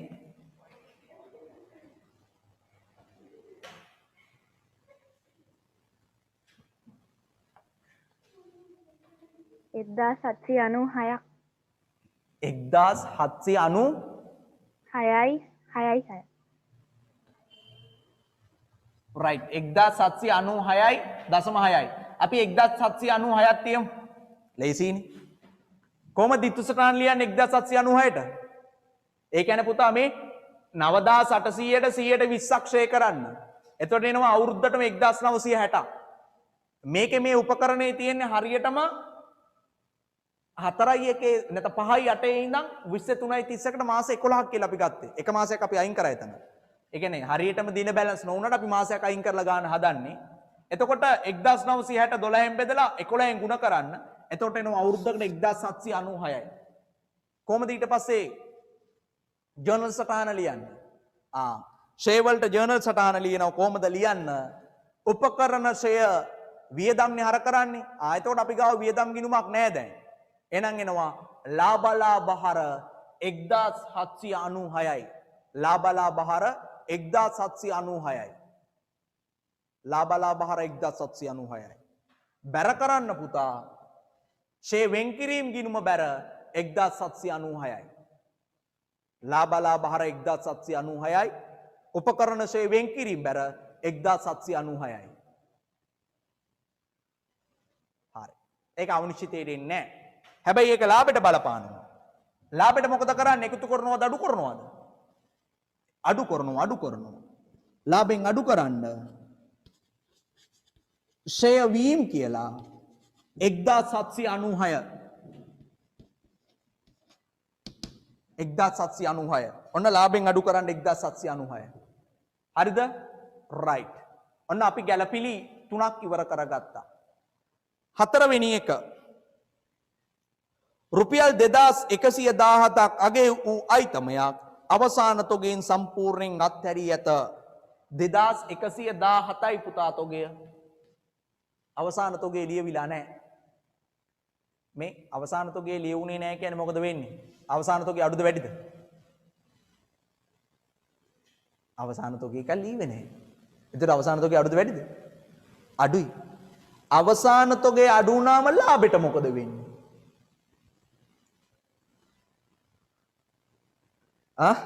මොකවත් වෙන්නේ නැහැ මතක තියාගන්න ඕනවා අවසාන තොගේ අඩු වුණාම විකුණුම් පිරිවැයට මොකද වෙන්නේ ඔන්න ගෙදරින් හදලා බලන්න ඕන වැඩක් අවසාන තොගේ අඩු වුණාම විකුණුම් පිරිවැය වැඩි වෙනවා ගෙදර ගිහිල්ලා කල්පනා කරලා බලන්න ඇත්තද යකෝ මේ කතාව අවසාන තොගේ අඩු වුණාම විකුණුම් පිරිවැය වැඩි විකුණුම් පිරිවැය වැඩි වුණාම දලලාභ අඩුයි දලලාභ අඩු වුණාම සුද්ධ ලාභත් අඩුයි අවසානයේ වෙන්නේ මේ සුද්ධ ලාභය වෙලා තියෙන්නේ 2117 අඩුයි එහෙනම් නිවැරදි කරන්න ditth සටහන ලියන්න වෙනවා අවසාන තොග ගිණුම හර තොග ගිණුම කියන්නේ වත්කම් ගිණුමක් අවසාන තොග ගිණුම පුතේ ආරම්භක තොග ගිණුම කියන්නේ මොන ගිණුමක්ද වියදම් ගිණුමක් ආරම්භක තොග ගිණුම වියදම් අවසාන තොග ගිණුම කියන්නේ වත්කම් එහෙනම් ලියන්න ජර්නල් සටහන අවසාන තොග ගිණුම හර 2117යි අවසාන තොග ගිණුම හර 2117යි. අවසාන තොග ගිණුම හර 2117යි. ලාභ බැර 2117යි. ලාභ බැර 2117යි. ඒක අවිනිශ්චිතයට එන්නේ ලාභට එකතු වෙනවා උඩට අවසාන තොග අඩුවීම කියලා 2117ක් අවසාන තොග අඩුවීම කියලා ලාභයට එකතු වෙනවා සංශෝධනයේ 2117ක් පුතේ. ඔන්න හදාගන්න. 2117ක් එකතු වෙනවා. ඔන්න හතරවෙනි ගැලපිල්ලත් ඉවරයි. හරි. අපි එනවා පස්වෙනි ගැලපිල්ල. ලද ගෙවල් කුලී ගිණුමේ බැර රුපියල් 100ක් අඩුවෙන් එකතු කර ඇති බව සොයාගෙන ඇත. ලද ගෙවල් කුලී කියන්නේ මොන ගිණුමක්ද? ආදායම් ගිණුම. ඔය ලද ගෙවල් කුලී කියන ආදායම් ගිණුමේ බැරපැත්ත රුපියල් 100ක් අඩුයිලු. බැරපැත්ත 100ක් අඩු වුණාම මොකද වෙන්නේ? දැන් ඔයාලට මතක තියෙන්න ඕන පුතා සාමාන්‍යයෙන් ගිණුමක් නමක් කිව්වම ඒ ගිණුමේ මොන පැත්තද ඉස්සෙල්ලාම එකතු කරන්නේ කියලා. වත්කම් ගිණුමක ඉස්සෙල්ලාම එකතු කරන්නේ හර පැත්ත. වගකීම් ගිණුමක ඉස්සෙල්ලාම එකතු කරන්නේ බැර පැත්ත. ප්‍රාග්ධන ගිණුමක ඉස්සෙල්ලාම එකතු කරන්නේ බැර පැත්ත. වියදම් ගිණුමක ඉස්සෙල්ලාම එකතු කරන්නේ හර පැත්ත. ආදායම් ගිණුමක ඉස්සෙල්ලාම එකතු කරන්නේ බැර පැත්ත. එහෙනම් ලද ගෙවල් කුලී කියන්නේ ආදායම් ගිණුම. බැර පැත්ත එකතු අඩු වෙනවා 100ක්. අඩු වුණ ගමන් අවසාන ශේෂෙත් මොකද වෙන්නේ 100ක් අඩු වෙනවා. අවසාන ශේෂෙ 100ක් අඩු වෙනවා කියන්නේ ලාභයට එන්නේ 100ක් අඩුවෙන්. හරි. එහෙනම් කොහොමද නිවැරදි කරන්නේ? ලද ගෙවල් කුලී කියලා ගිණුම් නැහැනේ. ලාභ ගණනය කරලානේ. එහෙනම් ලියන්න ජර්නල් සටහන අවිනිශ්චිත ගිණුම හර 100යි. අවිනිශ්චිත ගිණුම හර 100යි. ලාභ බැර 100යි. එහෙනම් අවිනිශ්චිත ගිණුමට හර වෙනවා ලාභ කියලා රුපියල් 100ක්. ලාභයට බැර වෙනවා අවිනිශ්චිත නැත්තම් ලද ගෙවල් කුලී අඩුවීම කියලා රුපියල් 100ක් එකතු කරන්න ලාභයට. ලද ගෙවල් කුලී අඩුවීම කියලා 100ක් එකතු කරන්න ලාභයට. ලද ගෙවල් කුලී අඩුවීම කියලා 100ක් එකතු කරන්න ලාභයට. අවිනිශ්චිතයට හර කරන්න ලාභ කියලා 100ක්. එතකොට මේ ගාන ගෙදර ගිහිල්ලා ආයේ හදන්නම ඕනි. ඔයගොල්ලෝ ගෙදරින් මේ ගාන හදන්නම ඕනි. නැත්තම් මොකද වෙන්නේ? වෙනදා වගේම ඉතින් අමතක වෙලා යනවා. ආයෙත් මේ වගේ ගානක් හම්බුනට පස්සේ අප්පා ජීවිතේ පළවෙනි වතාව මේ වගේ ගානක් සෙට් වුණා කියලා හදනවා. ඒ නිසා විභාගයේ ලකුණු 10කට මේ වගේ ගානක් එන්න බැරිද? එන්න පුළුවන්. ලකුණු 10කට මේ වගේ ගානක් දෙන එකත් පාඩු. පාඩු කියන්නේ ඔයාට වාසි. පේපර් එකට අවාසි. මේ වගේ ගානකට විභාගයේ ලකුණු 7ක් 8ක් උපරිම. මේ වගේ ගානකට බලන්න මේ චූටි ගානන්නේ තියෙන්නේ. මේ චූටි ගානට විභාගයේ ලකුණු 7ක් හොඳටම ඇති.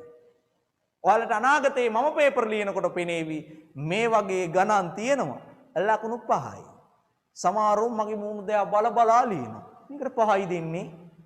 ලියන්නත් එපා නැත්තම් අර අපි දෙනවනේ රිවිෂන් එකේ අවසාන කාලේ පේපර් වල දෙනවා ටාගට් එක. 50ක් තියෙන්න ඕන පේපර් එකට આવම කියලා. ඒතර 50 නැති අයට තෑගි දෙනවා.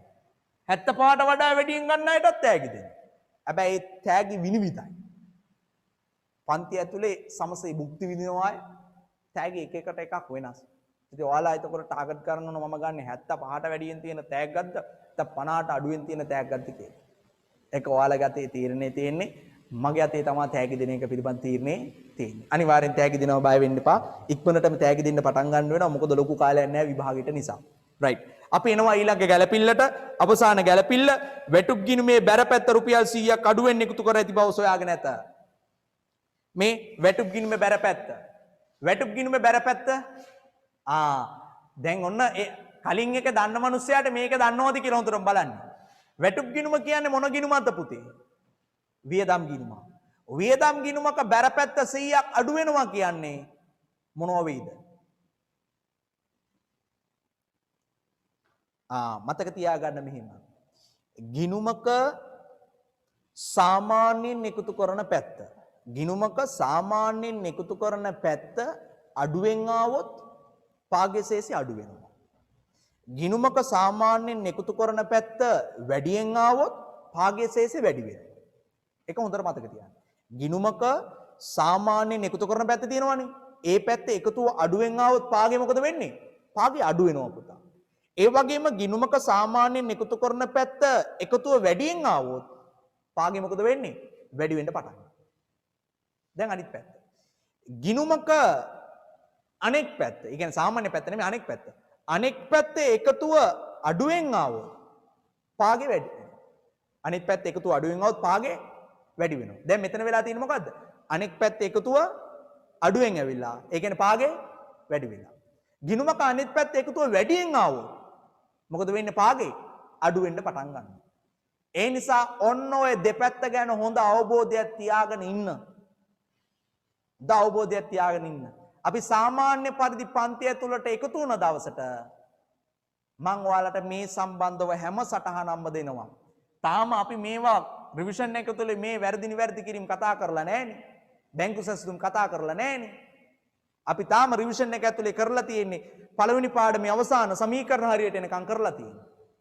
ඒ නිසා අපි ඔය 25 වෙනිදාගෙන් පස්සේ පන්ති ආරම්භ කරන්න දෙනවා කියනවනේ. එහෙම දුන්නා මේ ටික කරනවා. එහෙම නොදුන්නොත් කරන්න දෙයක් නැහැ. ඔන්ලයින් මේ ටික කරගෙන යන්න සිද්ධ වෙනවා. රයිට් අවසානයකට එනවා. එතන තියෙනවා වැටුප් ගිණුමේ බැරපැත්ත අඩුයි කියලා. වැටුප් ගිණුමේ බැරපැත්ත අඩුයි කියලා කියන්නේ පුතේ රුපියල් 100ක්. වැටුප් ගිණුම කියන්නේ අනෙක් පැත්ත. වැටුප් ගිණුම කියන්නේ අනෙක් පැත්ත. බැරපැත්ත අඩු වෙනවා කියන්නේ මං කිව්වා සාමාන්‍ය පැත්ත නෙමේ අනෙක් පැත්ත අඩුවෙන් ආවොත් පාගයේශේෂය වැඩි වෙන්න පටන් ගන්නවා. පාගයේශේෂය වැඩි වෙන්න පටන් ගන්නවා. එතකොට වෙන්නේ මොකද්ද? එහෙනම් වැටුප් ගිණුමේ ශේෂය අඩුවෙන් ඇවිල්ලා තියෙන්නේ. නිවැරදි කරන්න මොකද කරන්නේ? ලියන්න ජර්නල් සටහන ඕකට. ලියන්න ජර්නල් සටහන. ලාභ හර 100යි අවිනිශ්චිත බැර 100යි. ඔකට ජර්නල් සටහන. ලාභ හර 100යි අවිනිශ්චිත බැර 100යි. ලාභ හර 100යි අවිනිශ්චිත බැර 100යි. අවිනිශ්චිතයට බැර වෙනවා 100ක්. ලාභ හර කියන්නේ ලාභෙන් අඩු වෙනවා පුතා. වැටුප් කියලා 100ක්. ඔච්චරයි වෙන්නේ. දැන් ඔයා අවිනිශ්චිත ගිණුම තුලනය කරන්න. තුලනය කළාම ශේෂයක් එනවා මොන පැත්තටද? වැඩි පැත්ත ඉස්සෙල්ලාම එකතු කරන්න ආරම්භක ශේෂ නැති නිසා 590යි. මේ පැත්තේ 190ක් තියෙනවා. එහෙනම් හර පැත්තට ඊගේ ශේෂයක් එනවා කීයකද? 400ක. හර පැත්තට එනවා ඊගේ ශේෂයක් 400ක. ලාභ සංශෝධනය කරන්න පුතා. මේ එකතු වෙන්න ඕන ටික එකතු කරන්න මේකට 7යි 1යි 12017ක් එකතු වෙනවා.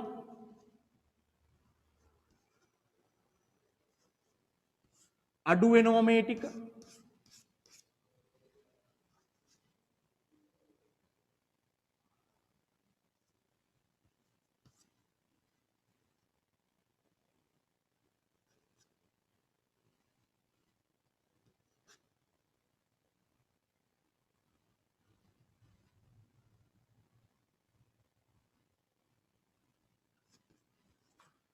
අටදා 87,891ක් එනවා සංශෝධිත ලාභය.